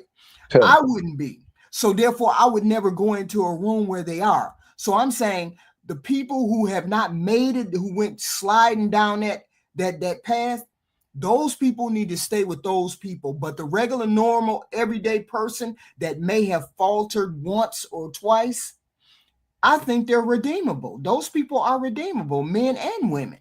They are. Yeah, but that's what I'm saying is that I'm a devout Christian. I believe people can be redeemed, but I'm talking about in the context of relationships. Just because they can be the pedos. Yeah, maybe they can be right with God, but they can never be around kids ever. Well, yeah. There's some people that I don't care how clean they ever got their lives. They can never be put in a place to be tempted again. Ever. Right. I mean, there's some people that are just not that are not redeemable in that particular way, unless you're just a saint. I get it. Most people I give a little grace to. I give a little grace to most normal people. If you're extreme, it would take more for that. It would just take more for me to give you that kind of grace. It would take me nothing. You get no grace from me. As a person who's experienced that, like it haunts you for like all of your life. You never recover from something like that. So no. You're not talking from experience, are you? I am. She said, it never leaves you ever. Oh, okay. I wake up every day like it like runs my mind. It's crazy. You said grace? What, giving grace? Well, I'm sorry, I missed it. No, Mr. Walker. She said she was a part of that lifestyle, right? No. She said something happened to her. She said something happened. Okay. No, I'm trying to say what was it like? What haunts your mind? I missed it. Being great. Being great. So was I, but I didn't. HQ. So was I. So was I. I'm listening. All right, I salted the conversation, but anyway, like you were saying, HQ. Great. So was I, right? So I mean, but so was I. So I mean, it stays with you, and you have to deal with that, and and people are scarred by that. But I'm saying we can get all past that. We can get that happens a lot more than you think in the Black community too. That's probably another reason why like a lot of young girls act out too. And if it's not physical abuse, it's like mental and emotional abuse. Oh, goodness gracious. I couldn't hear what the hell you guys were saying. Even with young boys too. I think listen here, if you grow up, it's crazy, in a single mom, I hate to sound so, I don't know, like just journal how these red pill talking to be, but I gotta say it though. I gotta say, if you grew up in a single parent household, you were exposed to hypersexuality. Like, you know what I'm saying? Like, I lost my virginity when I was 9 years old to, some teenage girl. Yeah, and this is normal. When I got to college, me and all of our teammates, we shared similar stories about how we lost our virginity. And as a young boy, we could never really, as young men, we could never really empathize with you young women because we don't process it the same, pink pill. We don't. I look back on that, and I was young, didn't know what to do, didn't know my, didn't know nothing, you know what I'm saying? And she was doing everything. I was trying to play like I was asleep. Like, this is a real thing. But I think about it, and it's not traumatic. It don't make me feel less than. However, looking back as a father, as a husband, I could see how it did make me hypersexual. But and here's another flip side: growing up in the hood, ain't nothing wrong with being hypersexual. Yes, it's a good thing to be hypersexual. It's sick, But I do like. Hey, check this out, Mr. Walker. So I wasn't as young as you, but let me tell you this: what almost happened to me. So I was 13 years old in Benton Harbor, Michigan, man. And there was this girl, and my buddy Wesley. Me and him were hanging out, and there was these two sisters, and we were calling ourselves liking them, right? And we almost messed around. Something had happened, so we didn't go through with it. Tell me how I hooked up with her on Facebook. Sometimes, you know how you find people on Facebook? Mm-hmm. And then I looked at her age. I was 13. I was 13 years old. And when I looked at her age, I was like, this girl was 6 years older than me. Oh my Mhm. God. You know, and it's good, you know, and I'm looking in my mind, I'm thinking, because she, you know, we look young, you know, I mean, girls 16 to like 25, if they keep themselves in shape, you can't even tell the difference with half of them. You That's know, true. Hey. she was Right. 19 years old because I was looking at her Facebook birthday thing. I was like, this freaking girl is 6 years older than me. She was trying to get me to have sex with her. I was like, Yeah. this is insane. Things like this are so common in the Black community, and I think the Black community just has so much unhealed trauma. Things are just so like unpacked. A lot of like young girls and young boys too are just like acting out at the same time. Like I don't know. Yeah, I mean, the experiences that maybe men have these experiences earlier than women. I was like 19, right? 19. He was 29, right? And it wasn't a violent thing, but it was the act of that being violent is violent, right? If I can't say no, right? If I can't say no, then it's a problem. I mean, then we have a problem, right? So if I can't say no, I don't feel like I can say no, or I can't move, or I can't do any of those things, then it's a grape. You see what I'm saying? It wasn't a matter of snatching or grabbing or anything like that. It was a slow process of you can't move, so it's gonna happen, but you can't move. So I'm going to do it because you can't move. You understand what I'm saying? I couldn't. There was no fighting. It was just either it was gonna happen or it just was gonna happen. So if you let it happen, is that grape if you let it happen because you know you can't do anything? Yeah, it's still great. It's still great. Yeah, heck yeah. Unwanted sexual attention. Yeah. Right. So it was a person that I was dating, and this happened, and I was like, no, and I just remember saying no many times, but it happened anyway. And we were so strict about that, HQ. Like, even though we grew up in that hyper sexualized environment, like the culture that I helped foster when I was, in school, if a woman, we partied like rock stars, but if a woman said no, it's over. And the whole drunk thing, like we as being, project babies, I take pride in saying we had a high moral code. Like that was a no-brainer. We did not play that. And I think because we all saw our sisters back in school or our moms going through situations, and I love it. It was trauma, but we turned it into a beautiful thing because we learned what to do by watching what not to do.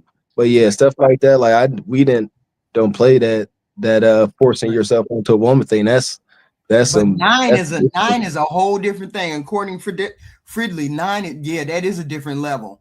That's why I tell everybody. I always tell people, because we like I said, we always hear for decades how bad men are and how bad Black men are, how men in general are bad. And I always tell people, look at your freaking birth certificate. Let me tell you guys, I always knew how old my dad was and how old my mom was, but I never really thought about it.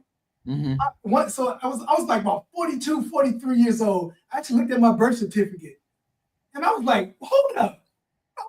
Wait a minute. This ain't right. I was like, I started doing the math. I was like, hey, how did somebody not go to jail?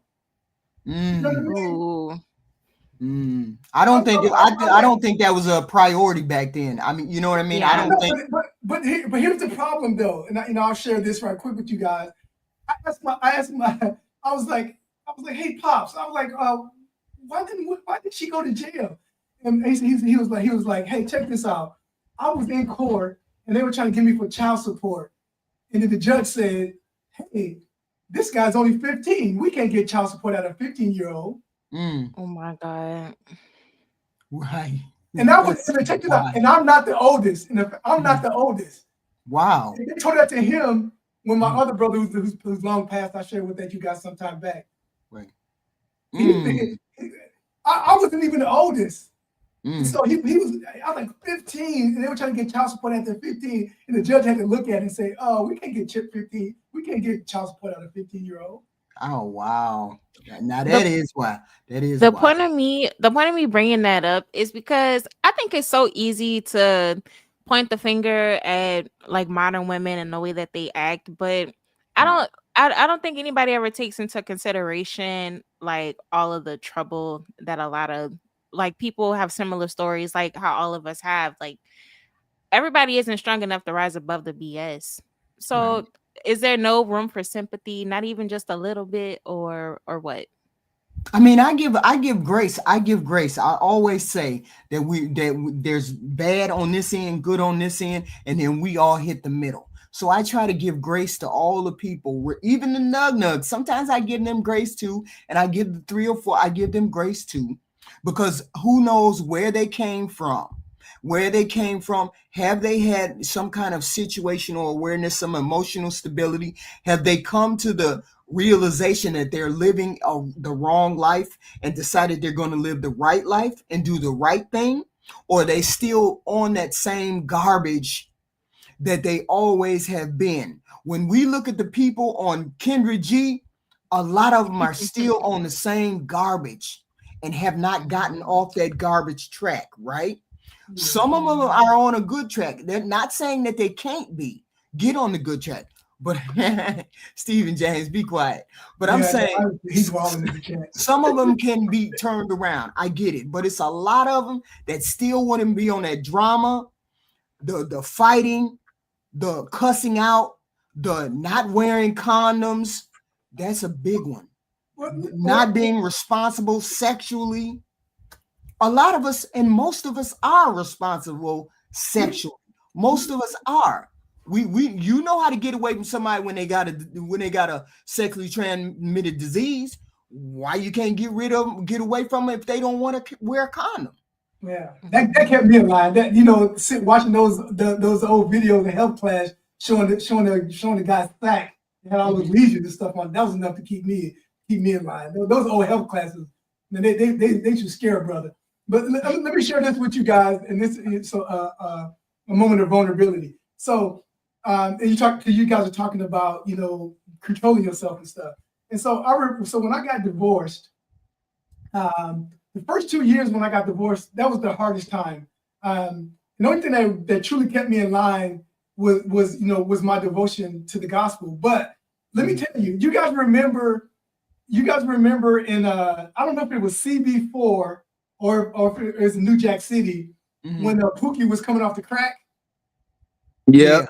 Yeah. Let me tell you, women coming at you when you had 16 years of a marriage, used to having intimacy, and then women approach you trying to give it to you, you trying to fight. It was that's the only way I can explain how I was feeling, trying to stay away from it. And I did. I made it through, and it took me about 2 years, and I finally calm. And now I'm a little more. I'm still now because I don't touch myself, and I don't consume porn on any level. But let me tell you, those first 2 years were hard because my body was accustomed. That's my point is my body was accustomed to being intimate for 16 years of marriage. Right. And so if you think about people who are just having sex, right, it's a legal drug. Right. And we don't see it that way. We don't see it that way, and people can be hooked. Right. And it's hard for them to come off one. They don't even know they're hooked. And that's why they would sleep with anybody, and especially if no one tells them that it's detrimental to their future, possibly, especially if for either one having a kid. You tell that to Black America who say it's like pudding, or I can't remember what he said. Banana pudding. Is it banana pudding? He said or custard or something. He said it's just like custard. Yeah, but I'm telling you guys, and I understand people. I don't think I would have ever understood that aspect of, because I never did drugs or anything like that, and I've probably drank my whole life. Maybe I can count on one hand how many times I had alcohol. But if I can imagine, I'm telling you, if I had not seen CB4, I'd actually say I don't remember which one it was, but if I think it was Jack City. It was New Jack. Do you remember he was Was it New Jack City? Maybe it was in both of them. Now that I think about Oh, it. okay. Okay. He was. It was New Jack City. City. He had the cigarette light in his hand. He was like, I want to smoke it. And then I'm telling you, I did Uber. Let me tell you guys this, and I'm gonna shut up. I did Uber for like 5 months when I first got divorced to get some money real quick for court and stuff. And there was this woman who got in the Uber, and was trying to give it to me. You know what I mean? And I stopped doing Uber because I knew I wasn't strong enough yet. I stopped doing Uber. I was like, nah, I ain't do this because I'm gonna get that wrong one who's good looking, and I won't be strong enough to say no. So I stopped doing Uber.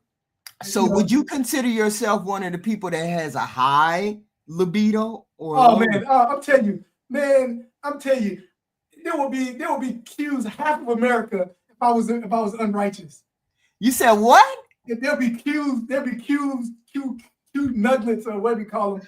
Oh my God. No, but I understand. But I understand. I have a high libido, but like I said, I it's just what it is. But I learned how to control myself. I knew I couldn't be watching any of the corn, and I knew I couldn't be touching myself. And so I'm telling you guys, those 2 years were difficult. I made it through, but it was like sweats and stuff, and I was exercising. I was diesel. Let me tell you, Mr. Walker, I was diesel. I was in the gym, so I was diesel. Bless you, brother. Bless you, man. I listen. I know my limitations. No, sir. Yeah, call it damage. Ain't no way. That's the female or wifely talk that I want to have with women this Sunday. Rejecting sex in a marriage is not an option. Rejecting sex in a marriage is not an option. That's going to be the talk that I have on Sunday. For I've heard that from a lot of men who say women just stop having sex.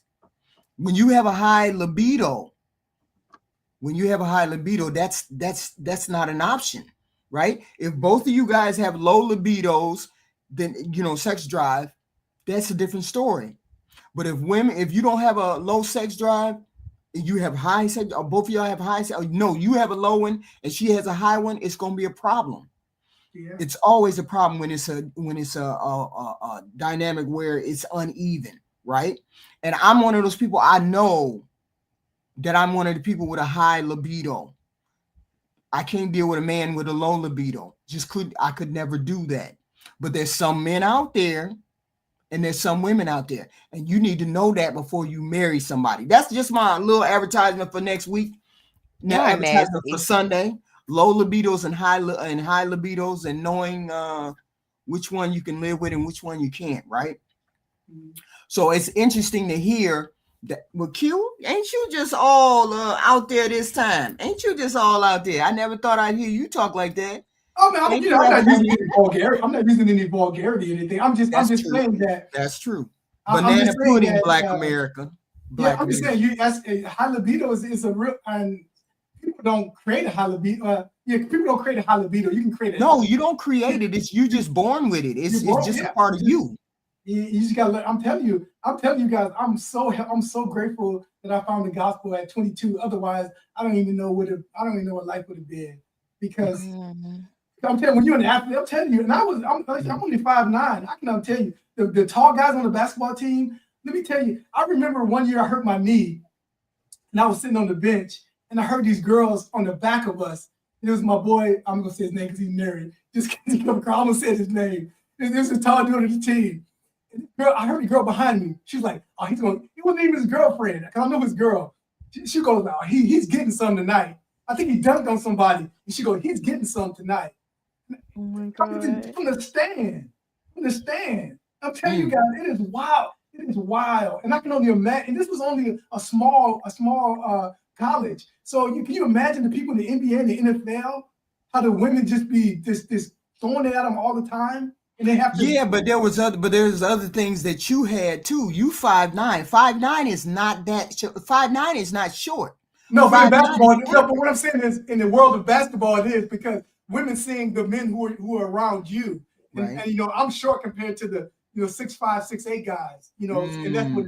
Like I said, I had no problems, but I'm just saying that girls were wild because they were in such a rarity. If you say tall guys walking on the campus back then, you pretty much knew who they were because they was on the team. And so it's a I want to say scarcity, but I don't want to use it in this context. But those tall men were in low supply, right, and so they stood out, right, and they had cachet on campus because they were on a team, and yeah, they definitely do have those an were in the advantage. domes all the time. They do. They definitely do. I mean, that has always been that way from the test of time because it presents itself as somebody who is able to take care of or protect. It's more of a protective thing. When you're tall, women look at you like a protector, like you can take care of things, you can handle things because you're bigger than most men, but not necessarily make the best partners in relationships because you understand that your height is somewhat of an advantage. Women love the taller men, but I would rather a man be taller than me or close to my height. I'm 5'9" ish, right? So if he's the same height as me or a little bit taller, I don't mind that. Or he's a little bit shorter than me. As long as we're eye to eye, I'm good. I don't care, right? But some women, he's got to be 6 feet. He's got to be this, that, and the other, right? And then that's where they fall short.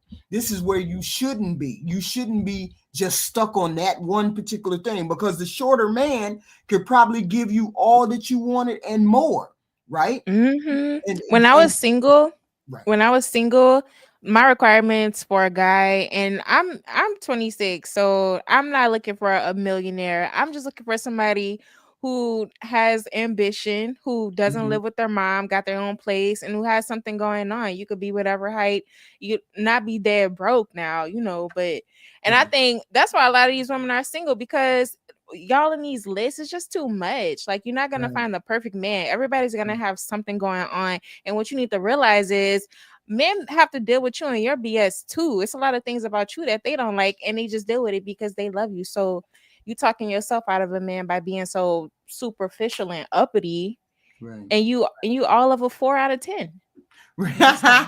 She right. Apollonia misbehave for $1.99. Healing hugs to all. I love these combos. Thank you very much, Apollonia. Everybody hit the like button when they come in or on the way out, however you want to do it. Super chat, cash apps, all that good stuff. Thank you very much. No, I brought this topic up because I was talking on a panel the other day, and they were saying, so they were mixing submission in the bedroom with submission outside the bedroom. It's two totally different things. You ever had a girlfriend who she submitted in the bedroom and then she was a raging hyena outside the bedroom? That's somebody who hasn't submitted. And there's a lot of women who don't know how to do that. But here's the thing.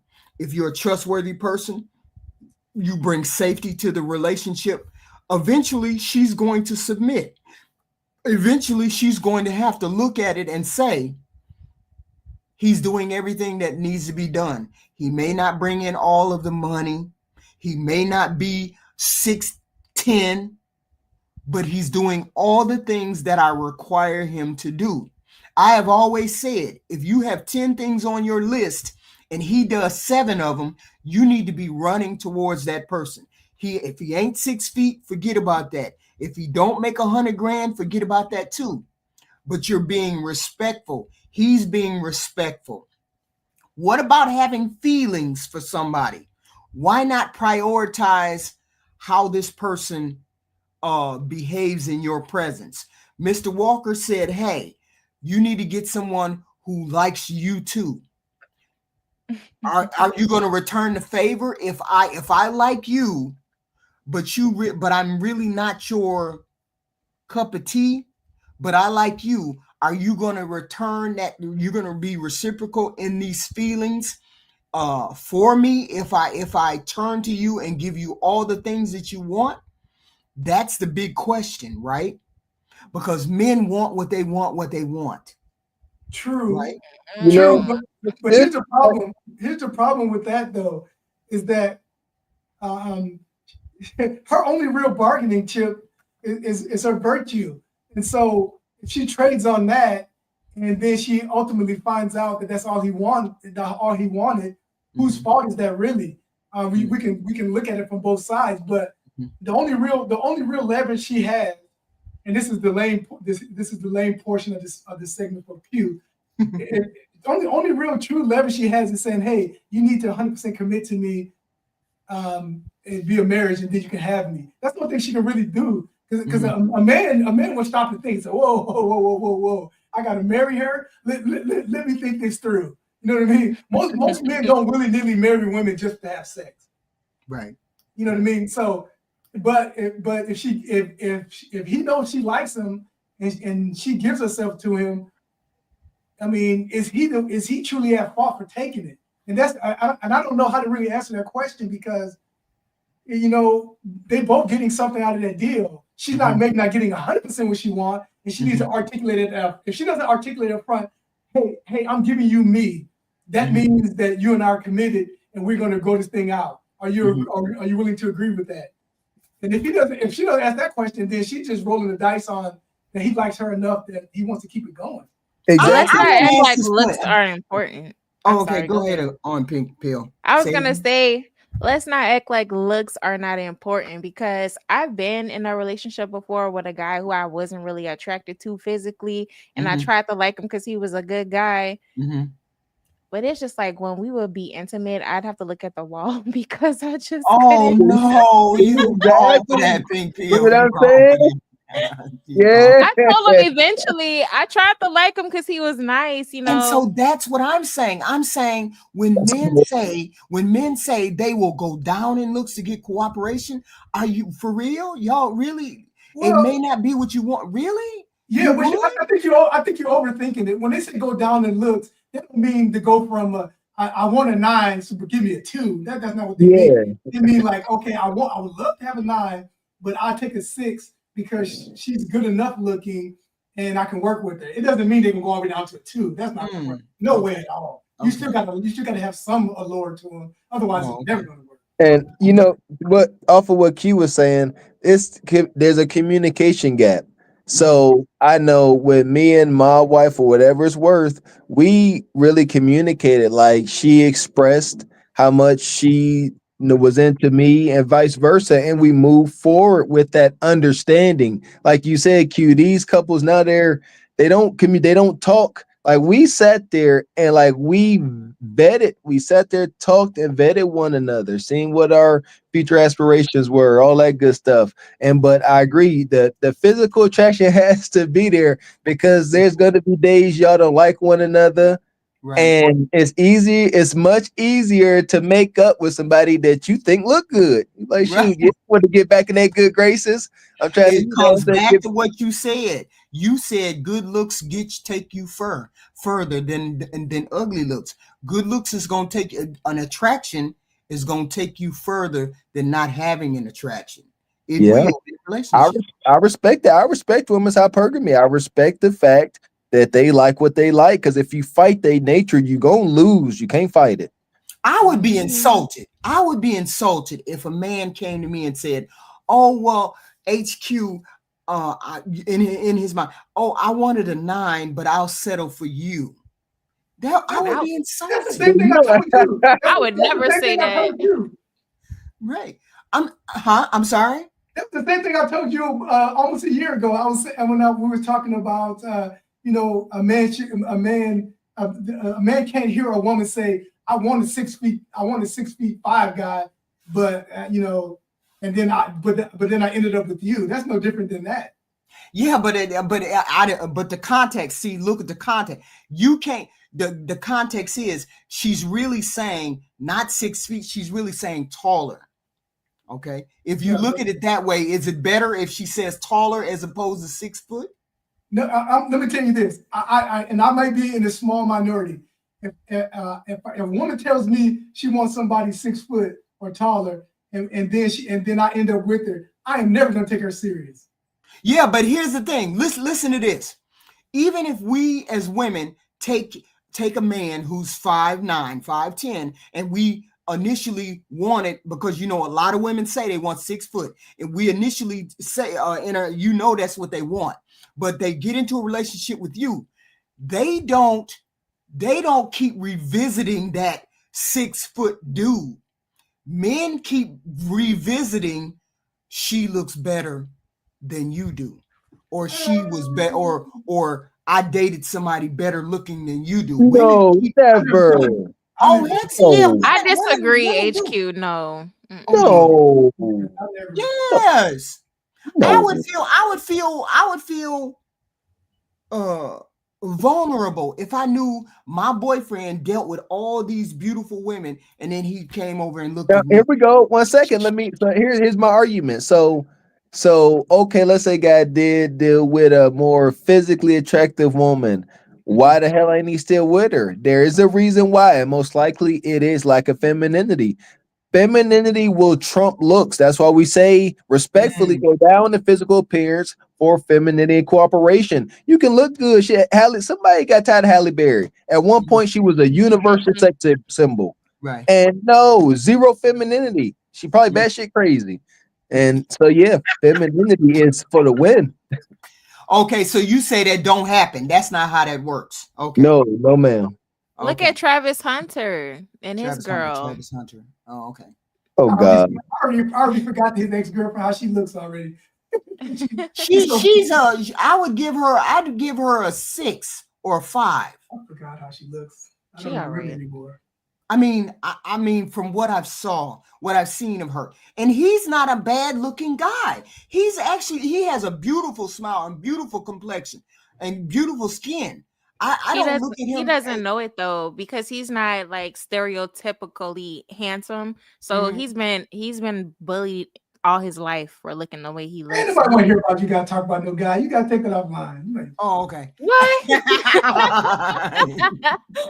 Okay, never. But that's not what we said. But I'm saying with the topic that I introduced, I wanted to introduce this topic because we had that conversation, or I was listening to that conversation, and I was like, we have to figure out how we can get women to be more feminine, more in tune with the relationship, as opposed to checking out and looking at a man and saying, hey, I have to look at his money first. We need to look at personalities first. We need to look at history first. We need to look at how this person moves as a human being first. Money is not, I can always get money. If you know you can always get money, you should never worry about a man and his money. If you know how to get money, and him the same way, you should never worry about how money goes as long as you know how to make it.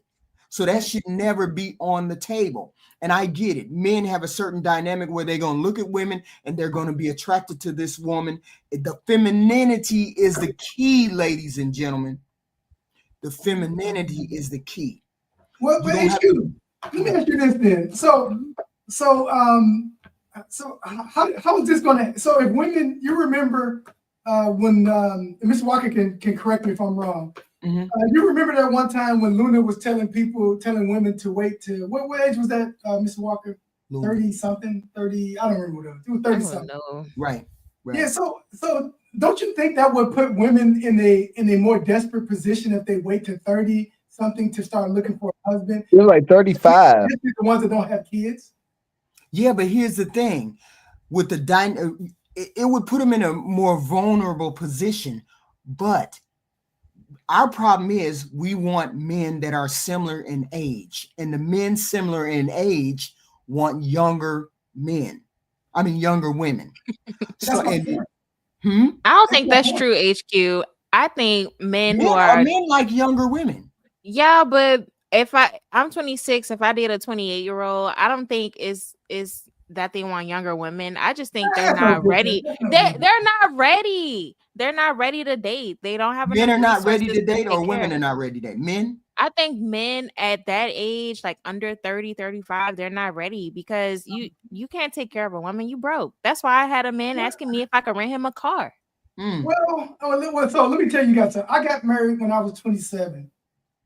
Okay. But because of what I was taught, so you got to be prepared to be a husband. I just went to I shared last week or a week before last, I went to a wedding for this kid who just got back off his mission, and he met a girl and they got married a little over a year later, just a couple weekends ago.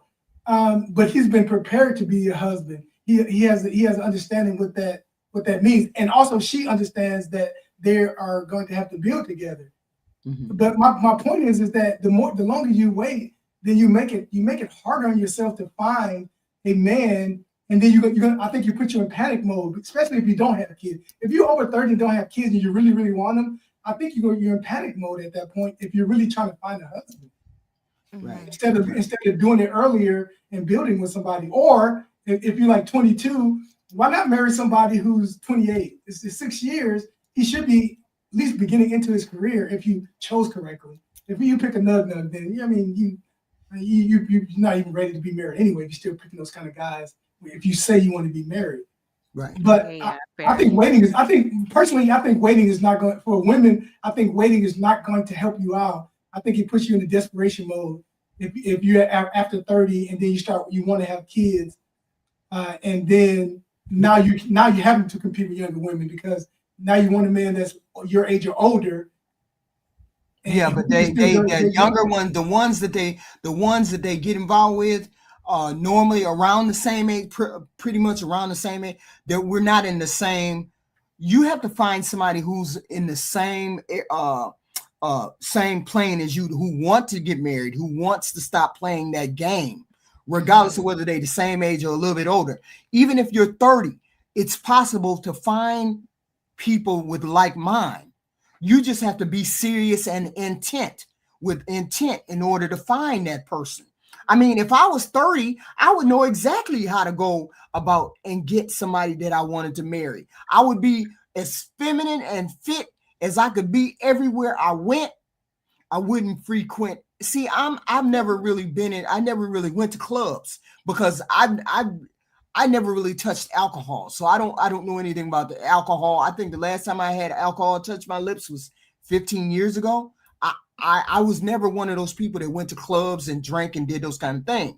I was always being feminine and fit and doing all of those things, even when I was younger, right? So when you're 30 and you're intentional in trying to get a relationship, there's things that you have to pull yourself back from. Okay, girls trips, things like that. You have to pull yourself back from those things. So I'm not saying she's more or less vulnerable when she hits 30. I'm saying she has to be hyper focused, because I think Kevin Samuel said that you got to be hyper focused on what you want, because you had all the time in your 20s to get what you want, but now the window is kind of closing. So it's not a matter of desperation. It's just a matter of you focusing. I believe if you go to places where people are like-minded with you, you will find what you're looking for.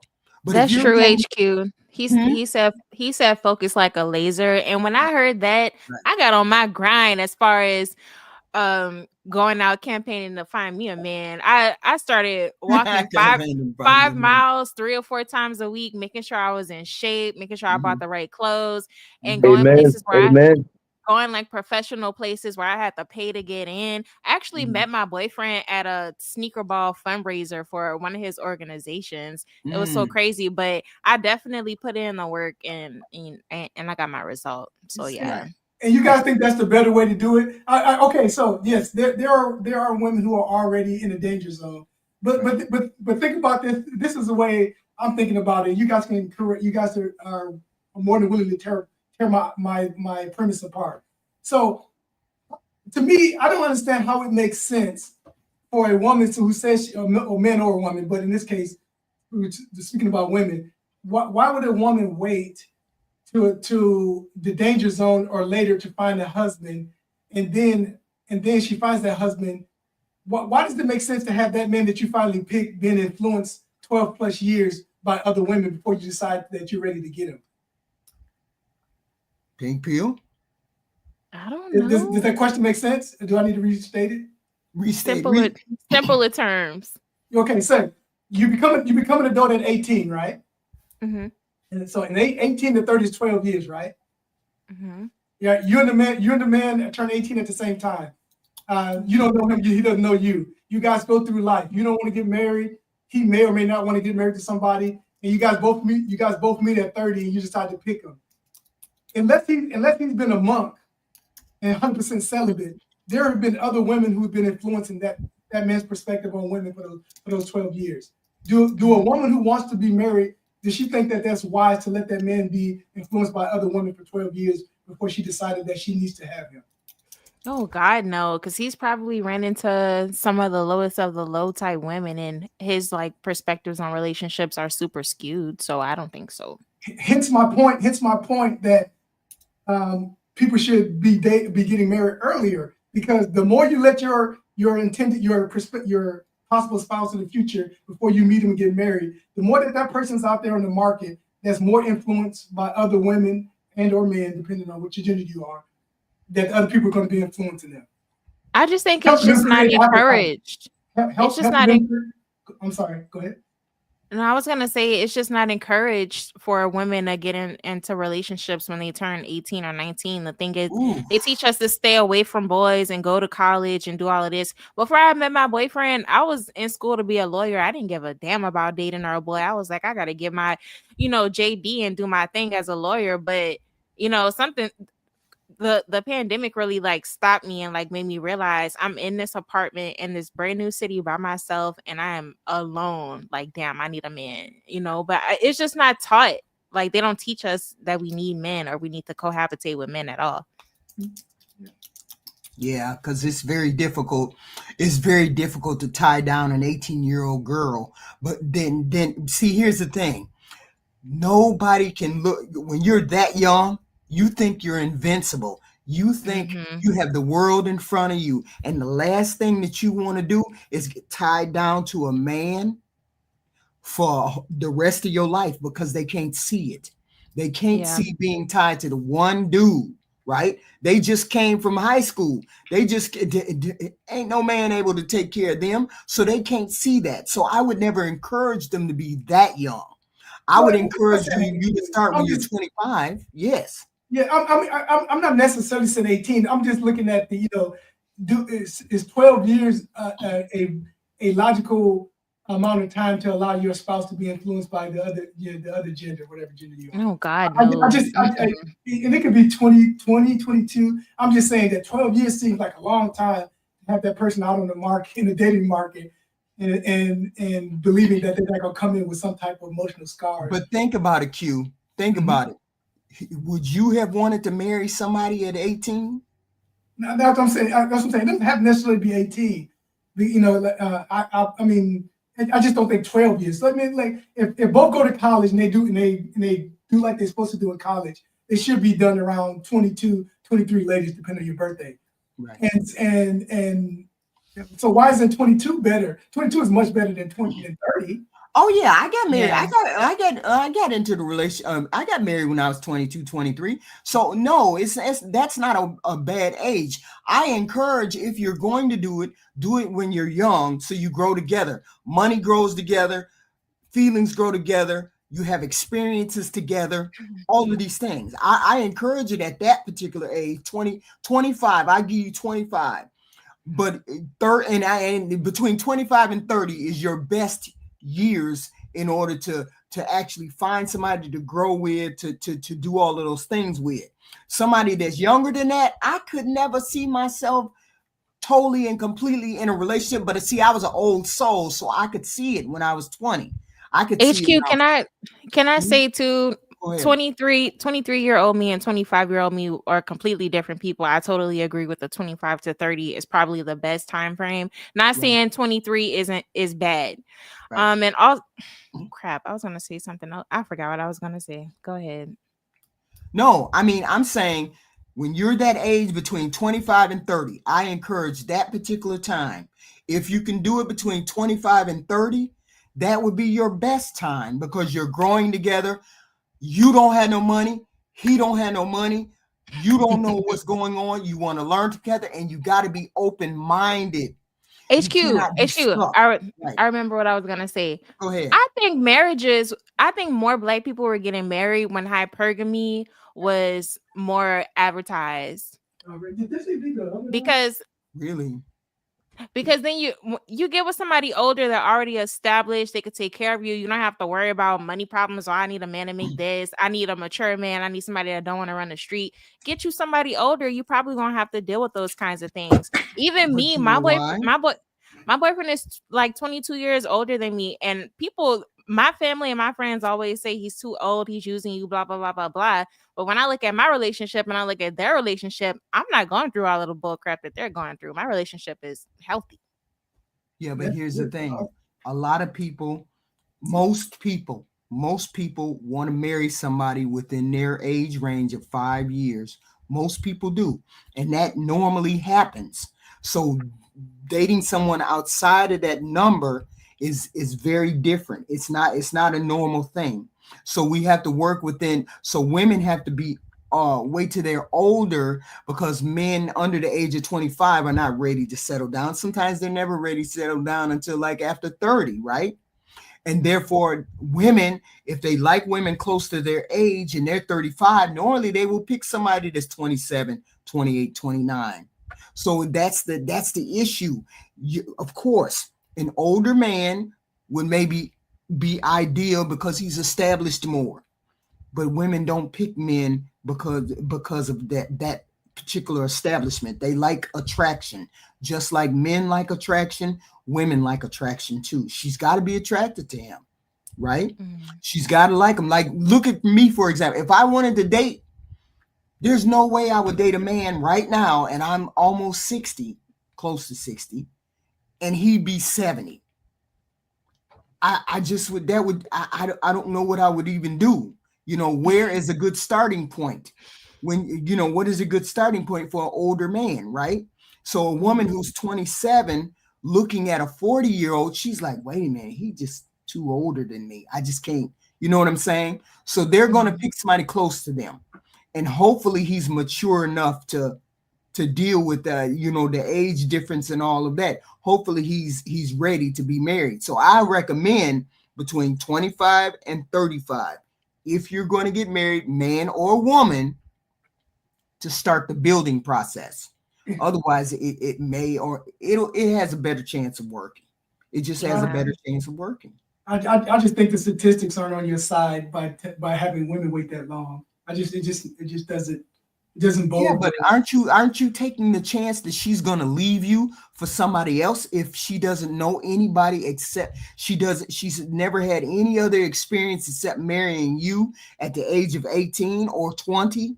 Don't you think it's a higher possibility that she's going to find somebody who's better 2 or 3 years down the road as opposed to having seen somebody else before? I will answer that question for you.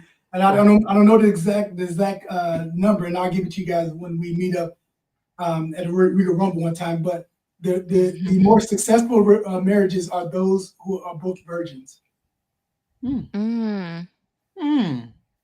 So just so you said and it was either done by Harvard or BYU, but nonetheless, that's what I'm talking about. We build appetites in anything we do. We do consistently. We build up an appetite.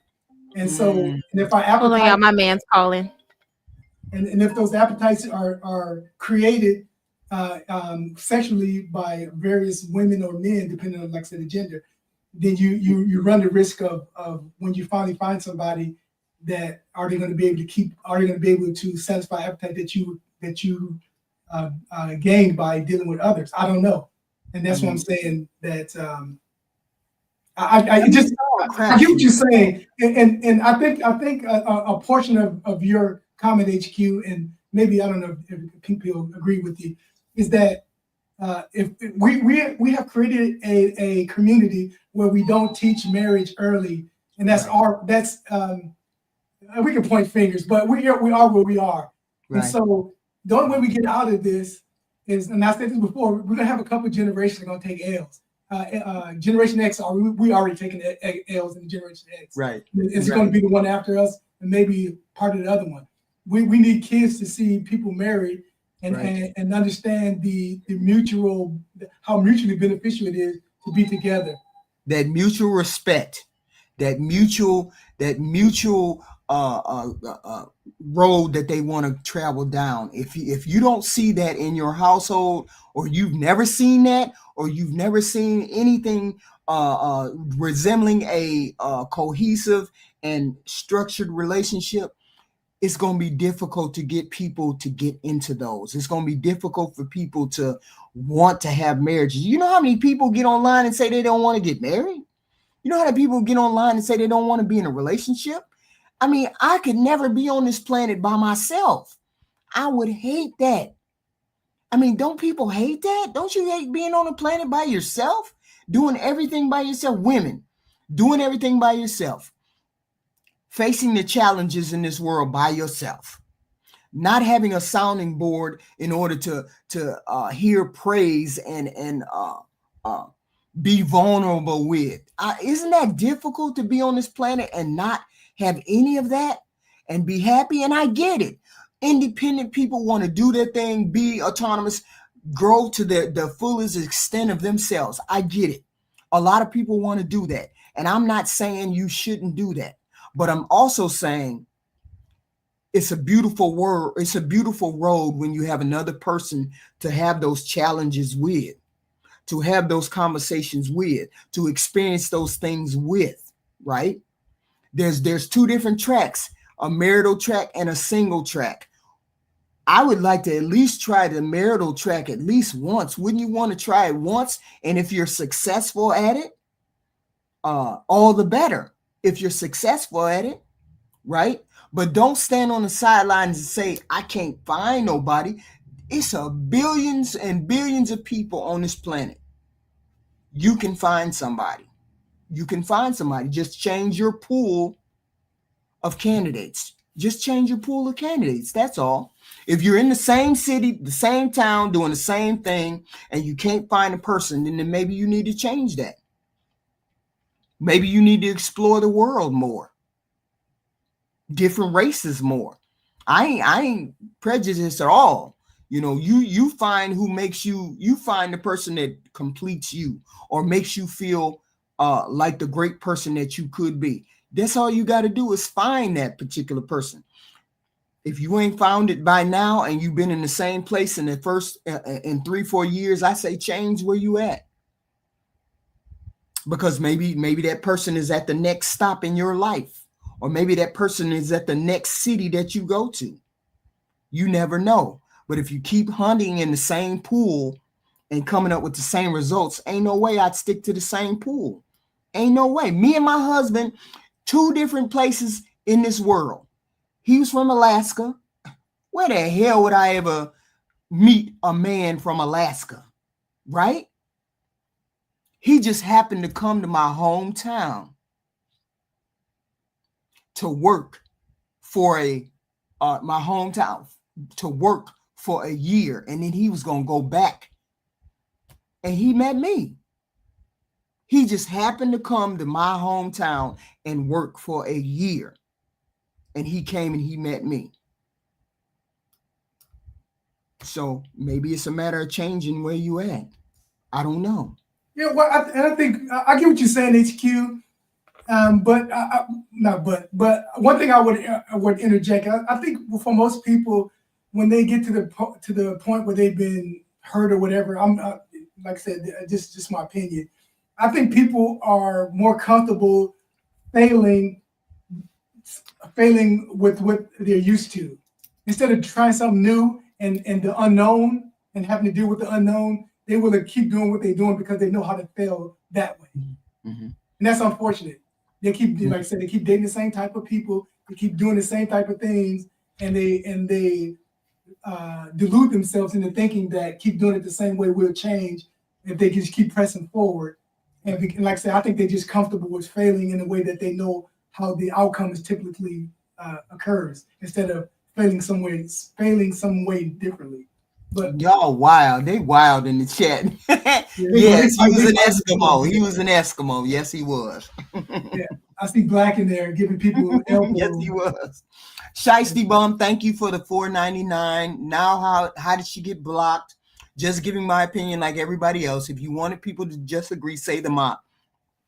No, we embrace all opinions. Look, I done had people in the chat calling me a ding dong. I done had people in the chat calling me a hyena. I done had people calling me all kinds of names.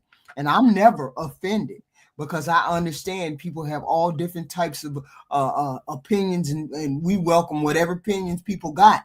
Just don't be cussing people out in the chat.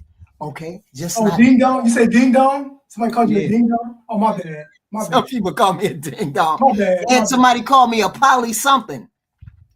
A poly snow puss or something. They said something, right? So they said all kinds of wild stuff. But I don't get offended. I never get offended because I'm comfortable in my skin. You're comfortable. So guys, HQ, can I ask you a question? Mhm. Why can't you be like this when you're on SBC? Because SBC is wild. Because SBC, I love it over there. I just love the astounded faces when I say wild stuff. Okay, fair. Because everybody is astounded when they hear that stuff. So you're a female Leon. You're a female Leon King, is what you're saying. Right. And I appreciate it. I love being over there, Mr. Walker and Gavin. I love the whole thing. The thing is, when I speak over here, I'm speaking in terms of how relationships. I understand that people see trash on both sides because you hear it on both sides. Because I visit a lot of different places. Right? Hit the like button, guys. Hit the like button. So I hear all of that. He's saying I'm just pissing people off, but this is really what I'm saying over here is real. It's an extension of over there, but I'm less of a hyena over here because I really, really, really wish people could have what I had. And I hate when I hear people say there's no good women or there's no good men, because I know that there's beautiful people in the middle, right? There's beautiful people in the middle. And I want to capture those beautiful people who really, really, really want a relationship, who really want to change to get into a relationship, and who don't see people as black and white. And it's just this, and this. Them candidates on Kendra's show, they wild. They ain't no helping them. But the regular one of us that aren't on the internet, that aren't on the dating shows, we just normal, everyday people. I like this version of you a lot. I came in when you started talking about when you get up, fix your hair, look nice for your man, even if you're in the house. When I sleep over at my man's house, I always make sure I get my hair together, put a little bit of makeup on, a sexy outfit, and just prance around. I think that's so important. I think little tips like that are just so important because a lot of ladies overlook like the small things like that, or like making the bed or making him a meal or something, So I love hearing this from you. It reminds me of like when my grandma was alive, how she would tell me, come in the kitchen and watch me cook this. And like, just looking back, she's not here anymore, but just looking back, like she was trying to teach me something, I don't know. And I just love like the motherly feel that I get when you talk like that. Well, listen. Tune into the wife lessons. I'll be here.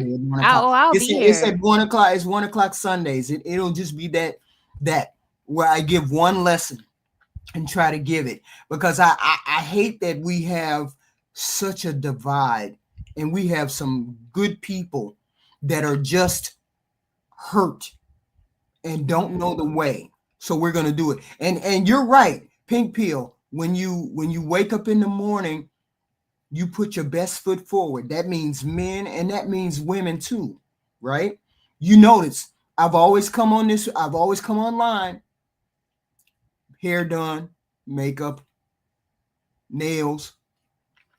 You got to look your best regardless, right? You got to look your best, because you never know who sees you. You can ask my nieces and nephews. Whenever I go visit them, I say, you got to be camera ready the minute you walk out the door. Remember when black folk used to take pride in their appearance? Everybody used to get dressed up just to go anywhere. Yes, so you have to do that. So please, Q, give me your last words, you and Pink Pill, please. So my last word. So, like, I do appreciate these type of conversations, even if like we don't agree on things, just to get them out there.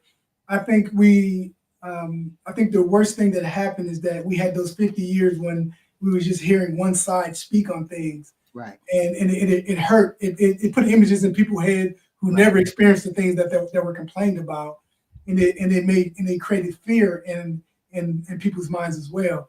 I Right. think we're going to have probably another few years of people still arguing about these topics and their perspective and so forth. But I think we just got to keep working through them. Yes, some people are Right. going to be upset, but try not to get upset. Just at least try to understand another person's point of view, and Right. always try to pretend that you're not a part of the conversation and you are outside observer. Because anytime you put yourself in the conversation, you're going to constantly make excuses to make your point correct. Try to do it without yourself being a part of it, and as you're a outside observer looking at both sides that you're not a part of, and then I think you will see the situation more objectively, and then you will have better solutions to fix the problem.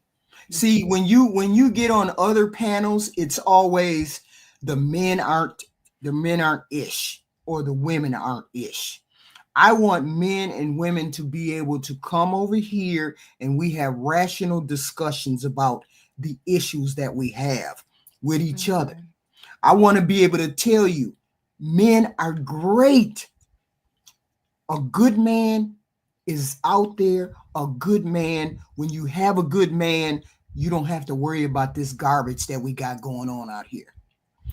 When you have a good woman is great. She gonna stand behind you. She gonna support you. She gonna be submissive the way you want her to be.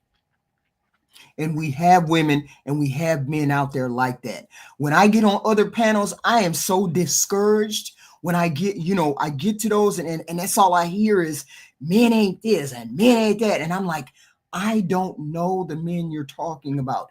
I remember the other day when G Honda and Jay got on the panel. I don't know those people. I understand that they exist in this world, but I only know goodness from people. I'm not saying that bad people don't exist. What I am saying is I would prefer to focus on the goodness of people to bring people together and not continuously fight to have them be separate. And I'm sorry, Pink Pill. Go ahead. No, I agree. I pretty much got my final thoughts out. I'm happy that you're doing this like this. I really appreciate it. Because like I said, we need somebody to look up to in our community, and I'm not calling you old, but women who are over women who are over us, we need y'all to be the example, and we need y'all to talk the right way so that we get it. So I appreciate it, and I'll be here on Sunday. Right. Thank you for being very vulnerable and making us all fall down that grape hole. Oh, So we felt comfortable enough to even talk about such a thing. So that's a good thing. But thank you, Q, and thank you, Pink Pill. And I look forward to you being on my panel again. I appreciate it. Thank you. Of course. Thanks, HQ. Bye. Thank you. So I say goodbye to the people. Okay. Love you guys. Thank you for coming out. Please hit the like button going out the door, just like you hit the panel coming in the door. If you have not, please and thank you. Mr. Walker, $2. We need your old ass. No, you didn't. Mr. Walker. Terrible. But I'm saying I love being here and talking to you guys because we need some kind of guiding structure. We understand the terrible things that are on this planet. I just want to see some good things. I want people to have what I have because I know it's possible. It's possible because we got good people who want to do good things. Okay? And that's all I want to see is us do good. I want to see us people win. And I think we can do that. So I look forward to seeing you guys on Friday. Love y'all.